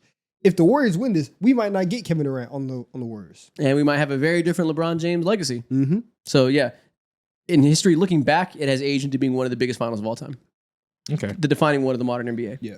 2017, Cavs versus Warriors. It was a beatdown, but I'm going with B. I'm going with the B just because we were still able to see greatness at its peak, and so to see the 2017 Warriors, to see Steph, KD, Clay, Draymond, all of them in their prime, See the best team ever Is assembled. it Yeah. really a B though? Yes, because it hasn't. they wiped the floor with them. And it was a So it's rematch. It hadn't gotten old yet. It was at the point where maybe after this year, it's like, we're seeing this again. But at this point, you add Kevin Durant to what was already a back-to-back finals appearance. Like, this is an insane evolution to the story. and it's the GOAT who just got cemented the GOAT from 2016 going against the single greatest team ever assembled, it's at least a B. And there was like Okay. a small because everyone, as soon as you get KD, everyone's like, oh, so like the Warriors are winning the chip. Yeah. But LeBron and Kyrie was still there on this time. So You it was are like correct. And it was the best year Kyrie together by was- far. it was yeah. a small percentage of like, well, if anybody can get it done, it's going to be LeBron and Kyrie, and they can maybe do it. And then we saw game one, and we're like, oh, okay, this series is over. Yeah, never mind. That is the greatest team ever assembled. yeah. I got tripped up because I think that picture on the left is LeBron from 2018 specifically. They didn't have that new like jersey No, they had integration, sleeve right? I can't remember. You're right. It was Yeah, 17. that's from 2018. Okay, so did you think? So it I was the- like thinking about Jordan Clarkson and them. I'm like, oh wait, no. Kyrie never wore this jersey too. Also, so yeah. Okay, so 2017, I agree. Yeah, we'll go B for Okay. 2017. Caleb was better too. 2018 Cavs vs Warriors. D. Now, No, I mean F, right? Okay, it can't be D Now, because No, at you least- had the game hold on, winner. hold on. in You, game hit- three. you did have game one, and we did see one of the greatest performances of all time, and also received one of the greatest memes too. That's why I can't say it's D or F. You just convinced me even more to say F because game one is the single most angry I've ever been at an athlete in my life. You just brought out the worst memory of why I hate this final so much. I've never been more irate ever. But think about it. Through that bad memory and through that hardship, you were able to sit down and notice as years went on that you received one of the greatest memes of all time. I wanted to harm J.R. Smith that night. I was 18 years old, full on Braun fan, full on wearing the crown to sleep. I wanted to harm him. I was not happy that night. And F tier. Listen, it wasn't You wore wasn't a a crown happy to time sleep? at all. No, not really. Yes, you did. Nah, maybe. Maybe my pajamas had crowns on them. I don't know. Yeah, no, man. I think this is a C for me. It was the fourth year in a row. People were real sick of it by now. It was a finals that there was no hope for an outcome other than how it went. Yeah. You know, you went in with fully determined how it was going to go.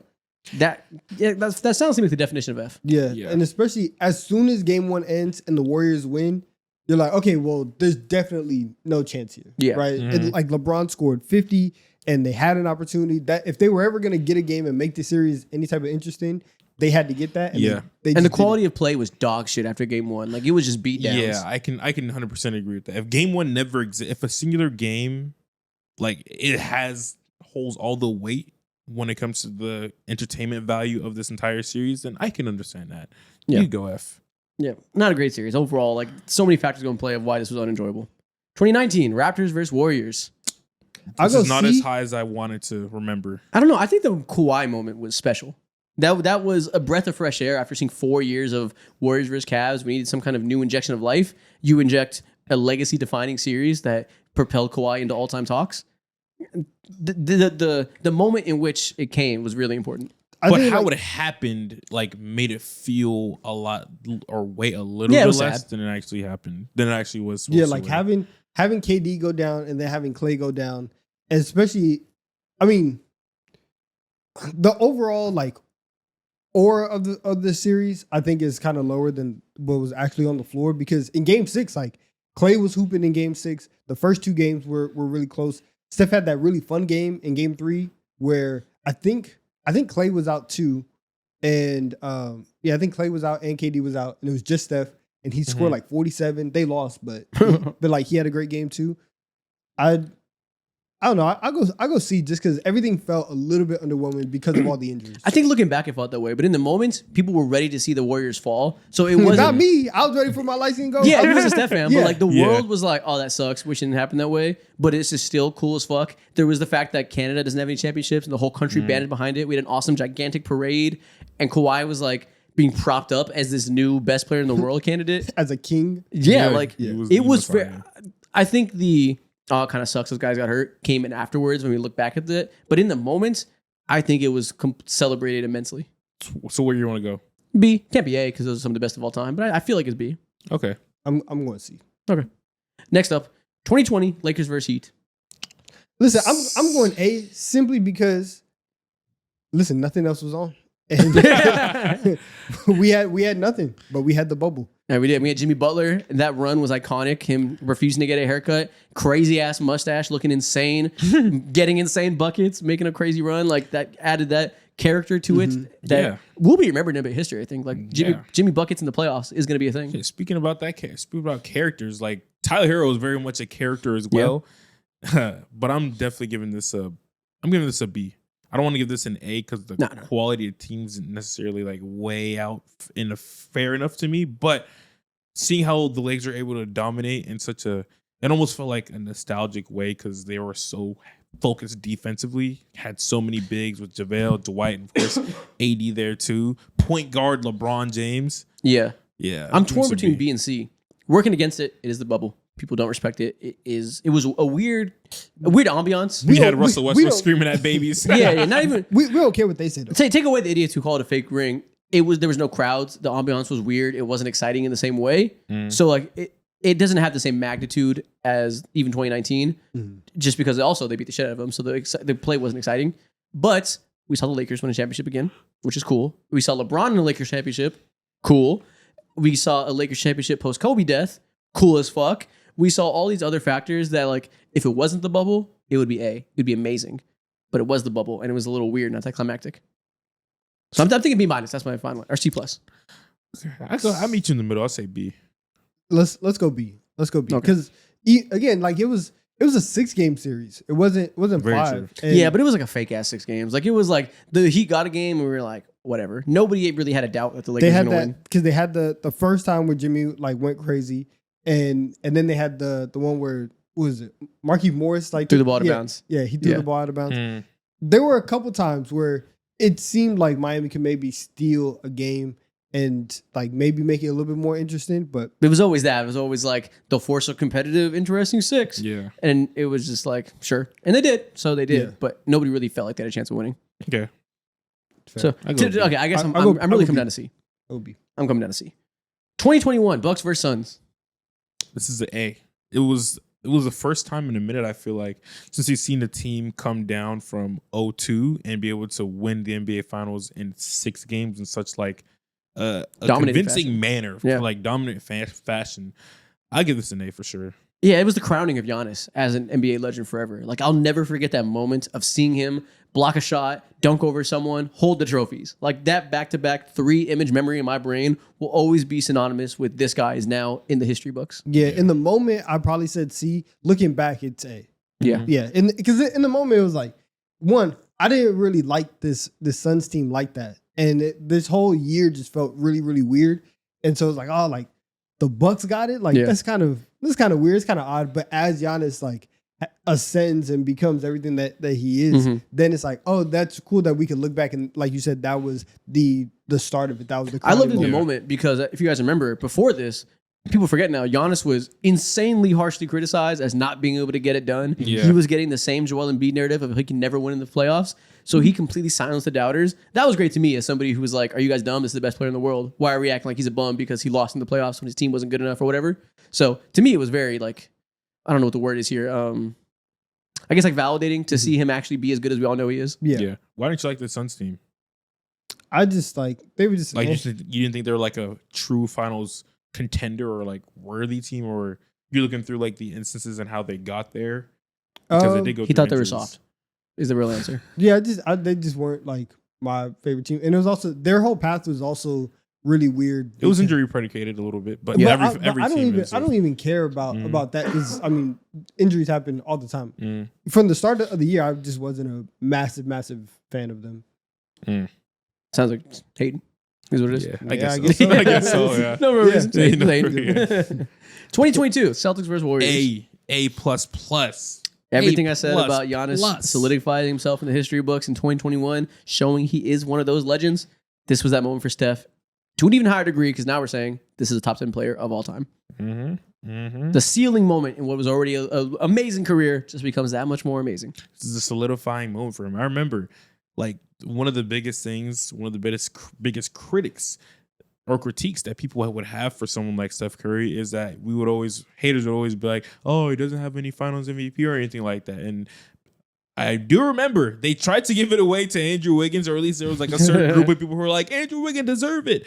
But he finally went ahead and did that. Easily one of the most meaningful championships too, because no one really thought that the Warriors were necessarily like favorites in that year. They sure. weren't. They weren't. They should not have been this good, and yet Mhm. here they are winning a chip. And what's funny is between the years of 1955 and 2015, nobody had ever mentioned a Finals MVP in discourse. And from the year 2022 to now, we once again do not mention Finals MVPs because Steph finally got one. That alone makes us A because I don't got to hear about that anymore. Yeah.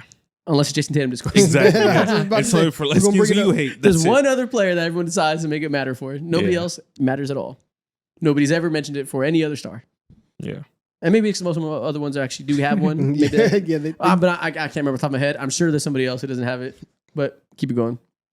2023 Nuggets versus Heat. this was D. This is boring. This was It was great for me as a Jokic super fan who saw him grow into being the best player in the world and getting the chip. I loved it for my personal fandom.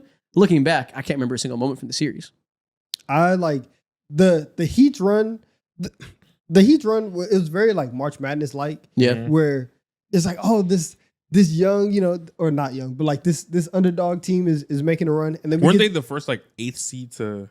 They would have been the first to win it, not the first to make it. Yeah. Okay, Yeah. gotcha. But they're making this run, and then you get to the finals, and you're like, wait, who are these guys? Like, I don't want to see them. Like, They play. are an 8 seed. Yeah. They don't have a chance. I remember 8 seeds suck. And then it was boring, and the Nuggets dog walked them. Yeah. Yeah, every game was just like they just don't have enough talent. And they had a quick moment in game 5 where like maybe they could have pushed it to 6, but it was the same thing like in 2020 where if they pushed it to 6, there was no doubt of who was going to win that series. Yeah. And there was still some of the Jokic cementing himself, like we said for the last two, but he didn't really have the criticism before that. There was some elements of you can't win with a bad defender at center, but he'd only been like best in the world for a couple of years. So it really wasn't like to the level of Giannis slander or to the level of Steph doesn't have finals MVP slander. It existed, but it hadn't been enough time that it was like, that's your resume. You are the guy that doesn't win. Yeah. So And it doesn't do anything for me. And it really it validated a lot because the last time, because like in 20, because like he had it without Jamal Murray, and then they ended up like getting swept. Very true. And then they lost to the Warriors the year prior because Jamal was still coming back. Like he had his 2 MVP years were without his his star players, and so people were holding that against him. So it was like, all right, you got in on the ground floor, kind of got ahead of all the massive hate. Yeah, exactly. So if it took a couple more years, then we would have had the same level of hate as like Giannis had. But I mean, it did still exist. I don't want to minimize the slander. Like he did get stupid hate, but he got stupid hate in the same way every star gets until they win. It kind of comes to the territory. It wasn't like dumb narrative level yet. Yeah, I agree. So yeah, we'll go D. It was pretty boring overall. 2024 Celtics versus Mavs. I love this finals. I love this so much. Really? 2 entirely different teams. Yeah, it felt like Godzilla versus what's A that? moth? Yeah. Like not even Mothra, just like It a was a small moth. bug because they beat the shit out of the Mavs. It didn't feel They- like Godzilla versus anything of merit. They did feel it. Well, when did the series end? I might be forgetting. In I might 5 be lying. games. 5 games. Wow, it felt like it was closer. I think going into the series, we wanted to be closer because it was exciting to see Luka go on this run. So we were like, Yeah. maybe they do have a chance. But the Celtics were dominant team all year, one of the best teams of all time, yeah, I and they beat the shit remember. out of them like they should. Yeah, Kyrie was such a fucking disappointment this series Yeah. as well. So bad, and PJ Washington just disappeared. Yeah. Oh yeah, I'm tripping. PJ Washington had one series that entire year where That earned him this $90 million contract that he just signed. That one series from this year. Yeah, this one going into the finals felt like it could be fun, but it was really us wish casting it to be fun, wanting it to be a story because Luka was on such an amazing run that it was like, is this one of those runs? Is it going to be an upset? Is Luka going to show that he is the legend he's been on the path to be for the last 5 years? Yeah. And we kind of just like built it up ourselves and convinced ourselves it there's was a straight chance. fan fiction. Straight fan fiction. That's what I was just doing. Yeah. As soon as we got to game 1, we were like, oh yeah, the Celtics are an all-time team and they're going to throttle them. And they did. So Yeah. C-. Seeing Tatum get a ring was kind of cool, but C-. Yeah, I mean, give this a it D. wasn't even cool afterwards because then we all just took the summer to make fun of Jason Tatum and Yeah. like in the celebration tactics. Speak for yourself. That shit was dumb as fuck. And then I it was was like, okay, I got to give it to him. No. The celebration tactics. No. Where he was Oh, at- we did it. Yeah. Yeah. Yeah, all that. So like, it was like it was very anticlimactic. To the Yeah, season. especially because they didn't win it. They tried to lose it in some ways. They didn't perform super well, at least the 2 stars. Like they didn't win in dominant fashion. So that was kind of like, you are this all-time team, but the star players are shooting 34% from the field. So like I see that you're winning these games very easily, but I'm not going to respect the stars, so I'm not going to respect the team. It kind of led to a weird discourse mixture. Mhm. And you know what? It also Oh, and Luka was hurt. I forgot about that. no, but it wasn't even supposed to be Dallas. Wasn't his knee bleeding too? Right. Yeah. He I don't was remember. hurt. It was Yeah. supposed to be Denver, and then they choked Yeah. in Game 7 against Minnesota. Minnesota So like Timberwolves. they should have played Dallas in the conference finals. They should have beat them, and then we would have had Yeah. Jokic going for back to back against Tatum and the Celtics, trying to get their first one with this all time team. That's the matchup we should have got, and it just never happened. Yeah, I remember after this too, the PR for Luka was terrible because he was moping around. The defense was He's like, being attacked. Yeah. yeah, was in Brian the biggest Windhorst was spotlight calling him ever. all types of names. Fat and Brian all that, Windhorst body yeah. shaming Luka. Yeah. All right. So D. All in all, it sounds like it's not exciting. Sounds like it's a D. 2025 Thunder versus Pacers. People were gonna call this an A+. F. People hated this. This the was cinema. fuck? This was exciting as fuck. People hated it because of the way it ended, which I understand. It ended in anticlimactic fashion. People didn't want to see the Thunder win at all. To see them win because of injury, people were sick. They were disgusted. I thought it was amazing. Game 1 through Game 7, this is one of the most exciting 2 weeks of basketball I've ever had. Yeah. This series brought back good finals because Yeah. we just went through the list. We hadn't gotten like a great one for a while, and everything that the league has been doing over the last couple of years in terms of like adding the physicality back, doing I already forgot about that. They were playing fucking football the whole Yeah. playoff run. It was as physical of a series that we've seen, and people liked it. You had Shea trying to trying to finish off this amazing season. Tyrese Halliburton was trying to finish off the best clutch playoff run that we've ever seen. And I'm going A+ here. I can't go A+ because they did end in an anticlimactic way, which sucks. That defines the series. How it ends is how you remember it. So that does suck. But before that, the first 6 games were perfect playoff basketball. I don't know. Listen, I might want to. 6 out of 7. That's pretty good to me. I'm going there. Yep, Yeah, yep. I might. Yeah, considering that. When's the last time that we saw a Game 7? In the finals? 2016. I'm Yeah. giving this an A+ for sure, bro. Like I hate the way it ended, but the constant tit for tat back and forth, the like surprising, shocking adjustments and all that Yeah. storylines within it too, between Andrew and Harden, fucking Shea and all that. Like I think this is easily an A+. Yeah, and obviously I enjoyed watching the Thunder get crowned as a quasi Thunder fan, and I think people already like, because the Pacers were so great and like stood a chance. Clearly, it makes us forget that for much of the playoffs and much of the year, it seemed like we were gonna get a series where nobody stood a chance. It seemed like the Thunder were gonna mollywop everybody. So the fact that we got a 7-game series against this team is like we're playing with house money. Like it should, if we did this in a simulation 1,000 times, 950 times we're gonna get the Thunder dog walking whoever they play in the East. So it's already just cool as it is that we got a really competitive series. Yeah. This A+. is it brought playoff basketball back. Mm-hmm. If there's any people in this world that respect the 2025 finals, It's it's us. Hell, I know you guys hated it, but I loved it. we don't care. Yeah, we don't give a fuck. Next thing we're gonna do another tier list. I know this main topic of this episode had a tier list, but we're gonna do an interesting second one. We are gonna put the biggest highlights of Steph Curry's career into a tier list. It's my time to shine. Go Yeah. ahead, get your glaze So off, man. the biggest plays of your GOAT's career. It was kind of hard to find like career defining highlights for him for some reason. That proved to be a more difficult task than I expected it to be. Mhm. But we're here. We say that there's so many.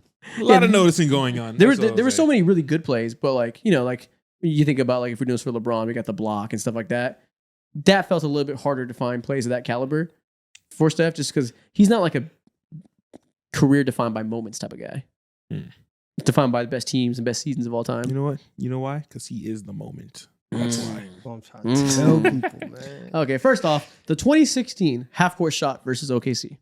I mean, it's S tier. This shot, it's like a BC and an AD Ooh. version of NBA basketball. Mm. You have pre-shot and post-shot. Yep. I don't know. I'm just going. Where were you I the night think- Steph Curry changed regular season basketball? Yeah, I remember exactly where I was. I was like 15, 16 years old. I was watching my TV just sitting on the ground. And then as soon as he hit that shot, as soon as he took that shot and attempted it, I was like, dumbass, what are you doing? No one does that. And then when he hit it, bro, dart to the heart. Yep. I fell in tears. I was like, what is happening right now? Like the world is changing. I think this is a S. He Yeah. like officially stamped himself as like an impossible shot creator, taker, and maker. Yeah, when they made this, because they had like they obviously they were, you're going for the record, and you have like 9 losses that you can take the entire year. And so I was like, as somebody who's going for Steph, was rooting for the Warriors, I was like, please win this game. Let's go get the record. Let's go do it. And for a moment there, I thought that they were going to lose this game. I thought that KD and Russ, I thought that they were like here and that they were gonna beat him. And, Yeah. and Steph pulled up and he said, "Don't worry about none of that. Mhm. I got you. I can carry everything." Clear S tier. Next up, we have, let's go, the Olympic shot from 2024 when he hit the game winner over multiple defenders.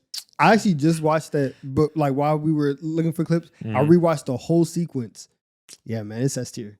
It's S tier. I hate to say it is S. I'm not even gonna lie. I called because my dad used to be military. After I saw that shot, I called him and I said, "How do I enlist?" Because I was ready to go to war. I was ready. The Golden Dagger was crazy. I wasn't going to that extent, but the like I said, "Take me to the nearest recruiter right now." the audacity for Steph to take that shot when he's double teamed, when you got like a wide open LeBron James, KD who's considerably open as well, and you're just like, nah, fuck that. I'm taking a fading 3-pointer against these two bigger defenders, and I'm cashing in your face for my country. Yeah, it's S tier. And I for my practiced country. this shot. I practiced this shot now because of him, bro. Yeah, and exactly like for that to be his 4-3 in like 3 minutes. Yeah. And every time that you look at the score, it was always like 6 points because France kept like even on the first 3, France kept coming back. They kept having a response to everything that Steph was doing, and then finally he's like, "All right, enough of this. You guys over there, you guys can go play, with your bread or whatever. I'm shutting this down." Yeah, this is clear S tier. It's joined right next to the OKC shot as probably the two shots that'll be most memorable when you look at the highlight reel 20 years from now. What about him crying when Rudy Gobert? I mean, not Rudy Gobert. What about Steph crying when Draymond Green got ejected for attacking Rudy Gobert? This got to be F, bro. Wait. Yeah, this got to be my F goodness. because it was so like uncalled for, and he knew it was like, bro, I'm crying right now because I can't do a Yeah. damn thing about it. Because it was It's a just so it shame. was so many moments because you had the Gobert choke where everyone's like, "Yo, Draymond, like, are you good? Like, Yeah. can you compose yourself?" And then later, and then, This big ass sponsorship. Really good team. routine. Nice. Nobody yeah, can imagine. you had Draymond get ejected because he was on a spree of just getting ejected, Mm-hmm. and then they go into that Orlando game, and that they're like fighting for position, and he gets ejected as soon as the game starts. He's like, "Yo, I can't deal with it right now." Oh, wait, this I've- wasn't for Gobert then. What was this for? He was in Orlando. He just started arguing with somebody. He either argued with the ref. He got himself thrown out. Oh, I don't know why I thought I remember this as this happened after the Gobert choke. No, he obviously he got ejected from the Gobert choke. yeah, But he was in Orlando, and they're obviously Something happened yeah, again, they're like you're right, fighting yeah. for position. He's like, "Bro, like, can you keep it together for like I need you right now, please." I've never seen anybody that distraught over somebody else getting ejected. Sounds like an A. Sounds like he wanted it bad enough, and he was overcome with emotion by how much he wants it and how much Draymond was folding. Literally, the only other time I'd seen Steph cry on the court is when he won a championship. It's the bookends of the spectrum of winning a championship and losing your best defensive player in the regular season. So what do you do with this? We'll go ahead. What? A for what? It's crazy. For Glaze. It's a okay. Next up, we got him breaking Chris Paul's ankles, putting him on the ground, creating a meme out of Chris Paul's misfortune. Okay, it can't be S Why not? because S is starting to get a little bit crowded. You don't want to. I don't care. I genuinely do think the way we discuss Chris Paul changed after he got crossed up. You are. Right. Is this the start of Chris Paul becoming the butt of many jokes to Cavs fans? I low-key think it is. Sounds like it's A tier then. S tier is like some of the greatest plays of all time, so we'll go A. But this, I don't know. You ruined another man's reputation. You permanently altered a legend's career. That's like the point guard, and now it's like Chris Paul. I will say This too. guy. I don't think anybody earnestly called him point guard after this. I will say too, like this moment right here, this move, this crossover was the first time in like meme history where we took this moment and extended it outside of basketball. Like and that never happened. That never happened before until this move happened. I saw him on skateboards. I saw him like on surfboards, Surfing on the moon, in On the bowling moon. alleys. That's every the place. that's the main one. And you know how like you make it like you take the picture of Chris Paul and like you do whatever. Mhm. And they had him hitting the whip on the moon. Oh yeah, you're right. You're right. And at that point, before this, that never happened ever. tough. What about him shimmying at the Garden when he dropped 54 points? This has to be like so tough for you.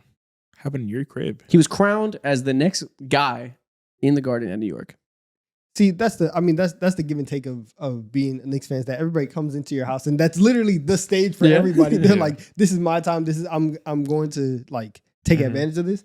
But I mean, listen, he scored 54 in the Garden, and it was like that was the beginning of his like star career in 2014. Like this put him on the map. Probably B tier. Like it was the beginning of the story. It's also very funny though, because he literally was in a trance because he's shimmying down the court, and Draymond tries to high five him, and he just like he's in his moment. Yeah, he's like He's just immersed in the flow. Yeah. Flow state, the shimmying. Yeah. Okay. What about in 2022? Him pointing at the ring finger in the closeout game. Oh, yeah, S this is tier. hard. This is This is also hard. gotta be S tier, bro. This is Pete calling shit because he did it like the third quarter. Like technically, Boston still had a chance to win that game right there at home. This is the definition of like popping your shit, bro. You have no right to go ahead and do this. But he's like, no, like I foresee the future. I'm digging you guys 7 feet fucking down, bro. I'm doing it. And he's like, and Steph has always been an aura farmer from the jump. He knows how to get a moment, and sometimes he reaches for it. This time, he reached as far as he could reach, and it landed. He actually got the aura moment of his career. I got to respect a big swing that landed.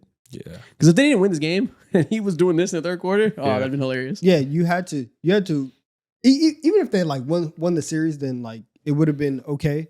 But yeah, you had to close it out. Okay. What about his crossover in 3 over Matthew Dellavedova in the 2015 finals?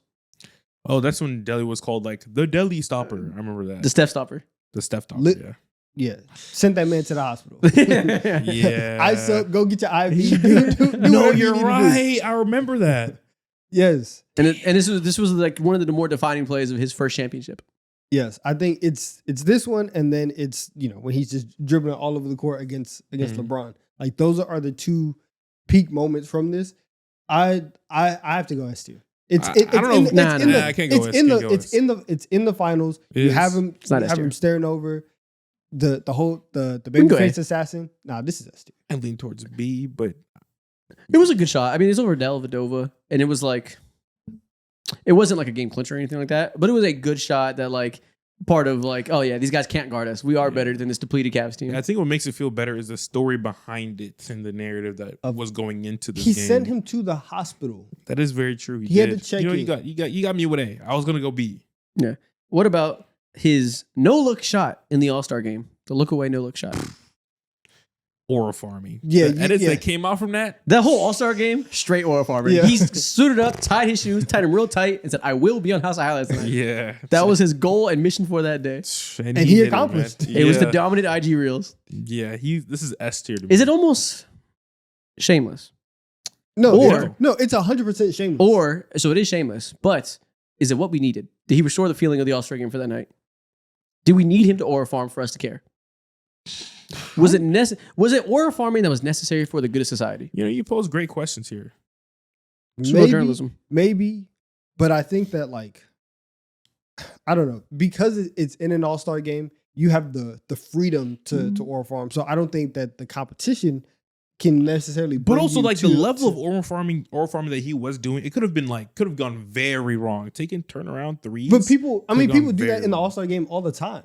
Like Dame was taking shots. But he did it from- multiple times though, and he made it multiple Dame times. I think Dame took multiple shots from half court too. Like people are as audacious as they ever are in all-star games. So like if he missed, they would have just been like, like This he- moment is really just us to make a statement edits. on aura farming. the edits are hard. How do we feel about Steph's aura farming overall? That's where we go with this ranking. I wanted to put it S, but it sounds like you want to put it B or S, something. good lord. No, it's not S. I'll go C. Yeah, see. Okay. Yeah, S for the All-Star game aura farming. Because it does have just a little bit of forceness to it. Mm. Yeah, there we go. Tier maker's lagging. It's gonna crash. No. Tier maker. Okay. Next one we got. So after that one, what about his game tying shot over Anthony Davis in the playoffs? He hit the corner three over him falling away, and 1 3-point shot. Again, this is kind of similar to Chris Paul, but not in such a manner because eventually AD won a ring, but he was ruining his life, bro. He was ruining his life for a couple of years. But it's not to the same degree as Chris Paul, so it can't be A. They swept him in that series, but it is like, You're right, yeah. and Steph doesn't have a lot of playoff game winners like that. But this being one of them, and the fact that we call What was a game tying shot? It wasn't a game winner actually. well, he had two because he had one in regulation and one in overtime, didn't he? I don't remember though. I'm just thinking about this. I'm sure he hit a regulation 3, one. but it wasn't Yeah. a buzzer Yeah. beater. But he had one where it was clearly like, oh, this is also a 4-point play, and they just didn't call the foul. Like that should have been a game winner. Mhm. But I'll go B on this one. 2 players to tackle you like that, bro, and no foul call or none. Hilarious. Yeah, I'll go B. B's good for that one. Next up, we have him dribbling between 3 Clippers players. Yeah, this is A. no. This is S tier. This is S tier, and the reason why it's S tier is because in the same way that people were like, "Oh wow, sentences are being said that have never been said before." Dribble moves are being put together that have never been dribbled before. The way Steph just went through all 3 of them was like, yo, I didn't know people could just do that.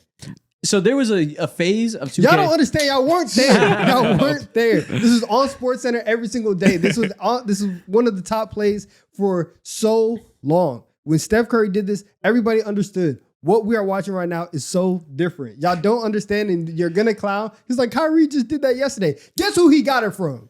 Kyrie hasn't even done this yesterday. Come No, it on was now. like that. I I'm think just pulling out a name. You know what I'm saying? no, I'm just saying that's not a real argument. Like it's not true. Steph Curry is alone in his abilities. If you've played 2K and if you've played Park/Neighborhood in the last 10 years, Oh my gosh. you have played point guards that do exactly what Steph Curry did in real life. He dribbled forward, dribbled back, and pulled a 3 over 3 defenders.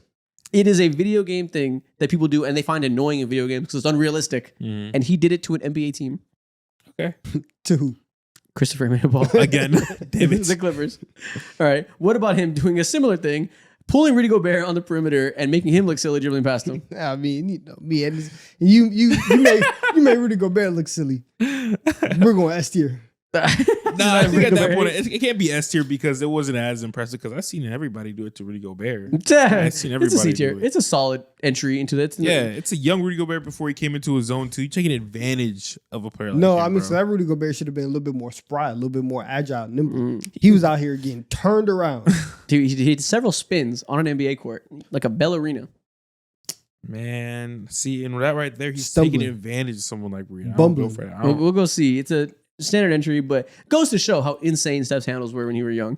But I think people are already forgetting because nowadays he's like a lot older and slower. And like he seems like, oh, Steph Curry hasn't lost a step. It feels that way because he's still so good. You go watch his old clips, he's lost several steps. Yeah. He was insanely quick back then. Mm-hmm. And last but not least, we have Steph Curry trying to dunk on a fast break and falling on his ass. Come That's on, man. tier.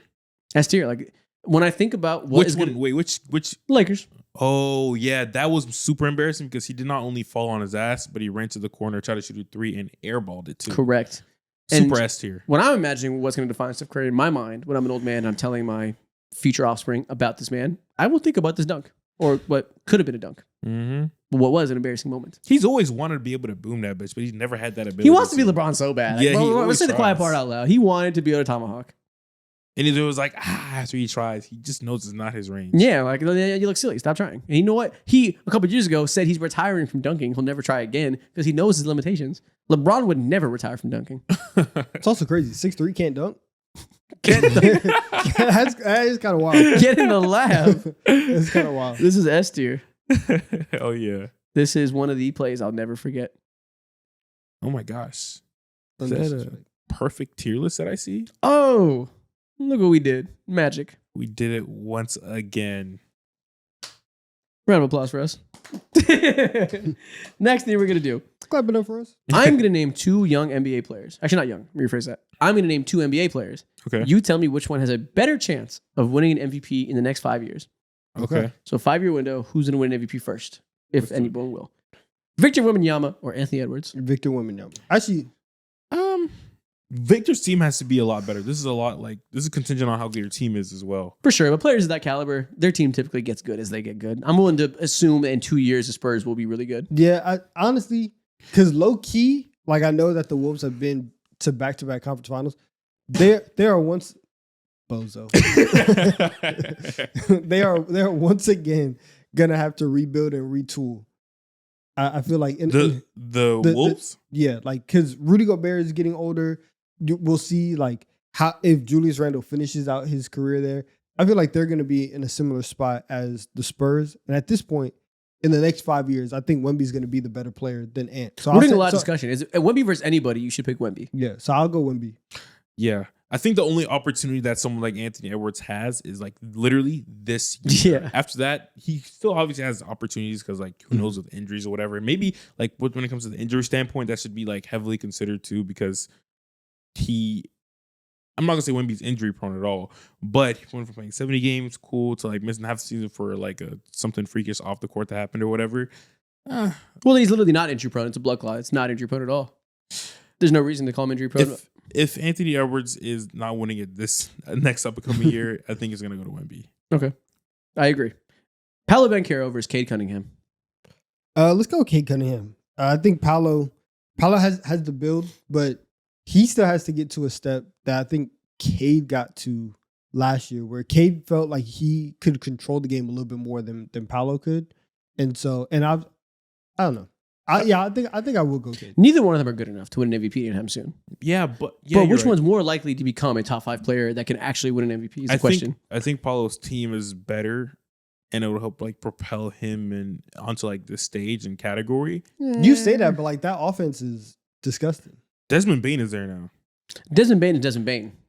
He's not Klay Thompson. He's not going to fix it overnight. I think considering how dire he's going to look like Klay Thompson compared to what they used to have in Is Gary this Harris. offense- I think they want him to, but they might just look like a bad offense again. Is this offense going to be one of the 14 best offenses in the league? Maybe I'm not barely. saying that. You'll never catch me like predicting that. It's tough. It's a lot to predict. Yeah, just who's more likely to make a top 5? I think Leap in the next 5 years. Cade. I think Cade. I'm going to lean towards Cade because we've seen him finally get over, not the hump necessarily, but he's starting to turn the curve. He definitely is. Steph Curry or Kevin Durant? Shit. Which neither. unk is more likely to still got it? I think Dude, the Warriors made no changes think to the Steph. roster. I think Steph is more likely just because if he's on your team, the team is going to be built around him. Whereas like KD's, he's just sliding into different teams, just being a mercenary. Yeah, I don't think anybody would ever give KD another MVP. Like I just don't envision Either a world one where winning this MVP happening. would be hilariously unprecedented in the course Yeah. of history. So if somebody's going to make something... If he won a 40-year-old MVP, he's the GOAT. yeah, immediately. I don't care about any other factor. Go. I could see Steph being like top 5 convos if the Warriors are as good as they were when they traded for Jimmy Butler through the back half of the year. If they were to continue that and win maybe like 57 games, Steph is going to be in the conversations probably. That's a lot of games. It is a lot of games, but they're pretty good. They were pretty good. Luka Doncic versus Shea. Is it more likely Shea goes back to back and continues to win them, or Luka gets his first? I think NBA fans are kind of sick of NBA fans don't vote for MVP. but they do have a little bit of say when it comes to narrative and how they can get into other people's minds. If they had to say, Shea wouldn't want it this year. I think it might go towards. It's easy to say Shea, but I feel like Luka's going to go ahead and get his get back. Luka's know what? skinny now. There's going to be some narrative push of skinny Luka in Los I've Angeles seen him this first skinny time. before though. I'm gonna go Shea because I think his team is just gonna be better. Where I think the Lakers have to figure out some stuff to get themselves into the top 1 seed, the top 2 seed. The Thunder are set up to be no worse than the 2nd seed in the West for the next 3-4 years. So I'll go Shea. Yeah, playing the numbers game, playing the odds, Shea has a better chance. Yeah. But I can imagine a world where Luka gets back on track of, there's a reason for several years we said he should be the MVP favorite going into the season. That's not going to go away. Aside from number games and odds and all that, also narrative is a big part of this, and I think Luka probably has a stronger narrative to go ahead and get it. What, that people just want to give it to him? People have been waiting to give it to him. He's made like 5 straight All NBA first teams. He's been like an MVP favorite. He was like Yeah, runner what up, if he like, just 2 doesn't years get- ago? Whatever. The If he Joe does, Burrow that'd be- effect. That'd be tough. But honestly, happening. Get points Lakers for tax losing. too. The Lakers Joe tax Burrow too. effect. I'm going towards Luka. Okay. Cooper Flag versus Jason Tatum. Tatum ain't never sniffing it. He is never sniffing an MVP, bro. Ever. Yeah. Unless it's like a Finals MVP. Why so definitive? Why not? Because if he wasn't getting it in the last 2 years, Yeah. it's going to take a while for him to, one, miss this year with the Achilles, Yeah. then take next year to get back right to where he was, and then you have it. So really, we're And looking, then you got to hope the Celtics are good enough again. and so then we're looking at 5 years versus 3 years. I'm going with Cooper Flag. Yeah, I'm going Cooper Flag. No, it would be pretty That's- crazy if Cooper Flag hit MVP level by year 5. I What don't if he's know if just he like that? What if has he's that just like that? potential, but I think he would be he would like probably reach higher in the standings than someone. It's a better bet. It's a better use of your hard-earned cash to put it on Cooper Flag. Yeah. Okay. What if Tatum came back and This is investment advice. like his vertical was higher? Dude, he would completely like reverse You all know? the narrative behind him. He would become like a linchpin for medical journalism and like how we think about recovery in Yeah. the medical field. Okay. Next one. Jalen Brunson versus Trae Young. Jalen Brunson versus, I think Trae Young would probably be more likely to because he has more so like the Gotti number aspect of it. And also, Yeah, 3 he's years like, ago. he's It's been a while. villain. It's been a while. since we Gotti saw numbers this. meaning like 25 and 10, 25 and 11. Yeah, I think Jalen Brunson. It's kind of still low key been a while. Like since it's been like a good 25-11 that people respect. Like early career when he was like a walking 28 and 10 and like to what you were saying. I'm kind of scared those days are gone. Yeah, but we have spacing for the first time since Yeah. 2021. We have shooters Spacing. for the first time. Yeah, could you imagine, bro? Let me tell you Playing something. Knicks are getting the 1 seed this year. That doesn't mean anything, and you're losing. The Knicks are getting the 1 seed. Jalen Brunson is going to average 27.5 points. And you're gonna get mollywopped Fi- by the Cavs. 5.4. But not the Hawks. Exactly. The Hawks. We are not even. You're Gonna get putting a up chance for to see someone you. else? We will We're not kill even gonna y'all. get a chance to see you guys. Exactly. We're gonna So- be the second seed. That's why. Okay, so you're not in this conversation. So again, the Knicks are going to get the 1 seed. Brunson's going to average 27.5, No. and he'll be more in the conversation than Trae Young. Mm, Yes, he will. Jalen Brunson. no, I don't like it. No, He's like, no, can't happen. LeBron James versus Zion Williamson. LeBron? versus Zion. LeBron. LeBron easy. What is winning MVP of, bro? He's LeBron's gonna get a 44-year-old MVP. Yeah, and he's still going to get votes because guys like him is still going to be like, yeah, that's like the 12th best player in the league. Like, In a playoff guess what? series, you need the best Guys players. like me tend to be right. Give me one game, I'll take LeBron still. Over Zion, hell yeah, bro.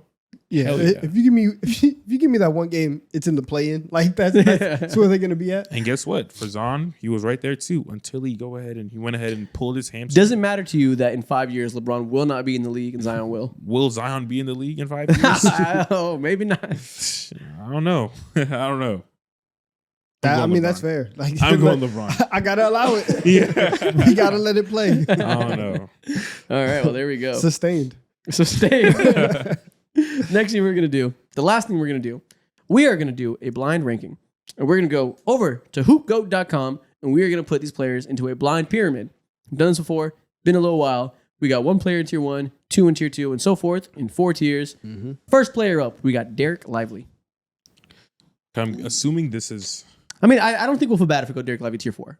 Even if it is all role players, we'll get over it. Yeah, he didn't have a great Shout year. out to Derek Lively. Yeah, As soon well- as Luka went out, like everyone's like, all right, but you're just done. Yeah, we'll get over it no matter what happens if it's bad. Kyrie Irving. All right, so we're ranking Mavs. 3. I think. Yeah, I think post injury, it's fair to say 3 for right now. Well, let's do everybody at their peak because we don't know if it's going to be all time or not. We don't know if it's ranking Mavs. True. Everybody at their peak. Kyrie's either 2 or 3. Sure. Let's could be still 2, go 3. But I would probably lean towards 3 because even at his peak for the Mavs, like, It's not about Mavs. I want to go. what if 3. it is? Oh shit, we make the rules. Let's not. Let's do everybody's at their best. I think we're probably more. There's probably going to be 3 superstars that we feel okay about putting Kyrie at 3. There's a much better chance if we put Kyrie 2 and then like Larry Bird comes up and we're like, damn, we suck. All right, we can put Kyrie 3. It's safe. Wait, it says you can show the category. Do we want to show the category? Nah, let's play this Oh, guessing or you game. can choose a category. That's interesting. Yeah. But now we'll just go blind. Okay, next up, Grayson Allen. 4. Four. Kyrie should have immediately. been 4. 2. God damn it. Hey, no, we'll see. JJ Redick. God damn 4. it. Kyrie should have been 4. 2. Immediate 4. What the fuck is this category? Paolo Banchero. 3. 3. Yeah, I think I I guess. think 3 is okay. Yeah, we gotta go 3. We can't put him above Kyrie, Hell but we're no. not gonna put him 4 next to those other Yeah, guys. we messed up. Zion Williamson. Hey, everybody's 4. at their best. Put him at. Stop it. 4. Okay, You got your come on mind. now. At their best? He at his best, much better than what we see from Paolo Yeah, Banchero so for far. sure. It's either 3 or but- 2. It's a numbers game. There's 3 spots up there. If you put him in 3, we have to put everybody else above. At their best, sure, 2, but I don't even know what at Zion's best necessarily Fine, means just a- anymore. Well, at Zion's best, he averaged 27 points in insane efficiency for a 43 game sample size. That was an amazing season. Try it. Try 2. Just go 2. And we've already fucked up. We should have put Kyrie 2. Yeah. Actually, okay, we can do that, or we can just roll with what we got and put him 3. Because at that Me point, personally, I'd rather put him in 3. let's go 3. We put Kyrie 3. Why We put not? Paolo 3. Let's play the risk game. Let's see if we put bums in top 2. It's fine. Jared 4. James Jalen Johnson. Johnson. Put Wow. him at All right, number here we go. 2. We're gonna have 3 names that have to be the top Hey, 3. man. Let's do it. At his peak right before injury? What the fuck, Oh my man? god. Jason Tatum. One. Y'all sold. Do we this go list. one? We just have to. I feel like there's gonna be a Hall of Famer. Jason Tatum too is great. I don't know. I Put him feel at like 2. He's 2 is safe. It's on 2 y'all. is safe. It's on 2 is y'all. safe. Just in case there's a Hall of Famer. I feel it in my bones. They're not gonna. We're gonna end up putting a bum at 1. They're but not gonna give us a tier list with 0 Hall of Famers. Go They ahead. might not, but let's go for it. RJ Barrett. I told y'all. RJ Barrett. God damn it, man. We should have put Zion too. God damn, man. Or Kyrie too, man. Damn. Grant Hill 1. That's completely okay. Everyone at their best. That works. We put a- Listen, we should've RJ been- Barrett at his best, he had a streak of like 5 games. That is true. Listen, if we just swapped Kyrie with RJ Barrett, this is a perfect tier list. those first 5 games that RJ Barrett was when he was a part of the Raptors like 2 years ago, We were like, oh, we Yeah. can see this. We literally only got one thing wrong, and it was Kyrie in 3/2. I'm fine with this. yeah. Jalen Johnson We could've disrespect will done- not be we could've tolerated. done much better. We could have done a little bit better. If we would have put Kyrie 2, that means we would have had Zion. We probably Paolo. should have put Tatum more. Yeah, we should have put Tatum 1. Sure, we could put Tatum 1, but Grant Hill at his best is defensible. Like that's It's like defensible. It's not terrible. peak for peak. That's like defensible. It's not like Yeah. that's. I don't feel bad about that compared to the other stuff. It was I'm right willing to live there. with that. Yeah, Right I mean, there. there's worse things on here. yeah, Yeah. yeah. Like I don't care. Like Side. Jason Tatum is marginally better than Grant Hill at his best. That's completely fine. RJ Barrett. In what sense or Put on for context could Canada. this ever make sense? We can show category now. Duke University. It was Duke players. Oh, that makes sense. Yeah. Okay. Damn. And if we knew that, would we have put Tatum 1 if we knew it was Duke players? Yes, we would have. I I We- think we is definitely he would put the- Kyrie Is he too. the best player to come out of Duke? Like Ever? in the NBA Yeah. Probably. I gotta look. over the last like 10 years. I Oh, think- Grant Hill. Are you giving Yeah. over Grant Hill? I think so, just because Mhm. like health stuff and like I think I availability. am. If we give it to Grant Hill, then yeah, I guess. Oh wait, no, yeah, you're right. Yeah, I think he's the best. Until Cooper Flag, yeah. Yeah, I guess we'll see. You love your white boys. Yeah, he does. No, I love the European white boys. I'm agnostic to Cooper Flag. I love the passing wizards out in the Euros. That's what I love. I don't care about American whites. I got 10 games. You're gonna be like, this flag guy. I know it'd be great. No, I mean it'd be He's great. really special, you know? Well, see, you say that he is really special, No, so I I know. will say that. But I'll never proclaim him as one of my favorite players, unless he comes out and he's the best passer in his position. If he can pass and play the game the right way, You know, I love him. tendencies. If he can pass the ball and play the game the right way and be a hustler, first one in, first one out, I will respect him. If he can be a Lad McConkey of the NBA, I will respect him. Shout out to House Call, man. There's no more like American born white boy than Lad McConkey. His name is Really? dude. I die every time he's on national TV and the announcers say his name that aren't used to saying his name. Like the local Chargers announcers, like they're not amused. They must have so much fun saying his name. They're McConkey every time. I forgot who it was doing the Friday night game on opening week. It Every was Rich Eisen and Kurt Warner. Kurt Warner. Every time Kurt Warner did something, actually no, it was Rich Eisen. Actually, every time he got a first down, he was first down McConkey. He said it with so much thunder in his voice. You just thought it was a hilarious word, McConkey. It was great. But with that being said, that's the end of this episode. If you're still here, comment, shout out Lad McConkey, and we will see you guys next week. Or on House Call. Or on House Call. Maybe we'll see you tomorrow. How about that? Ooh. Yeah, how about that? And maybe we saw you yesterday. And maybe we'll see you the day after that. We'll see you every day. And maybe we'll see you every day because we post videos every day.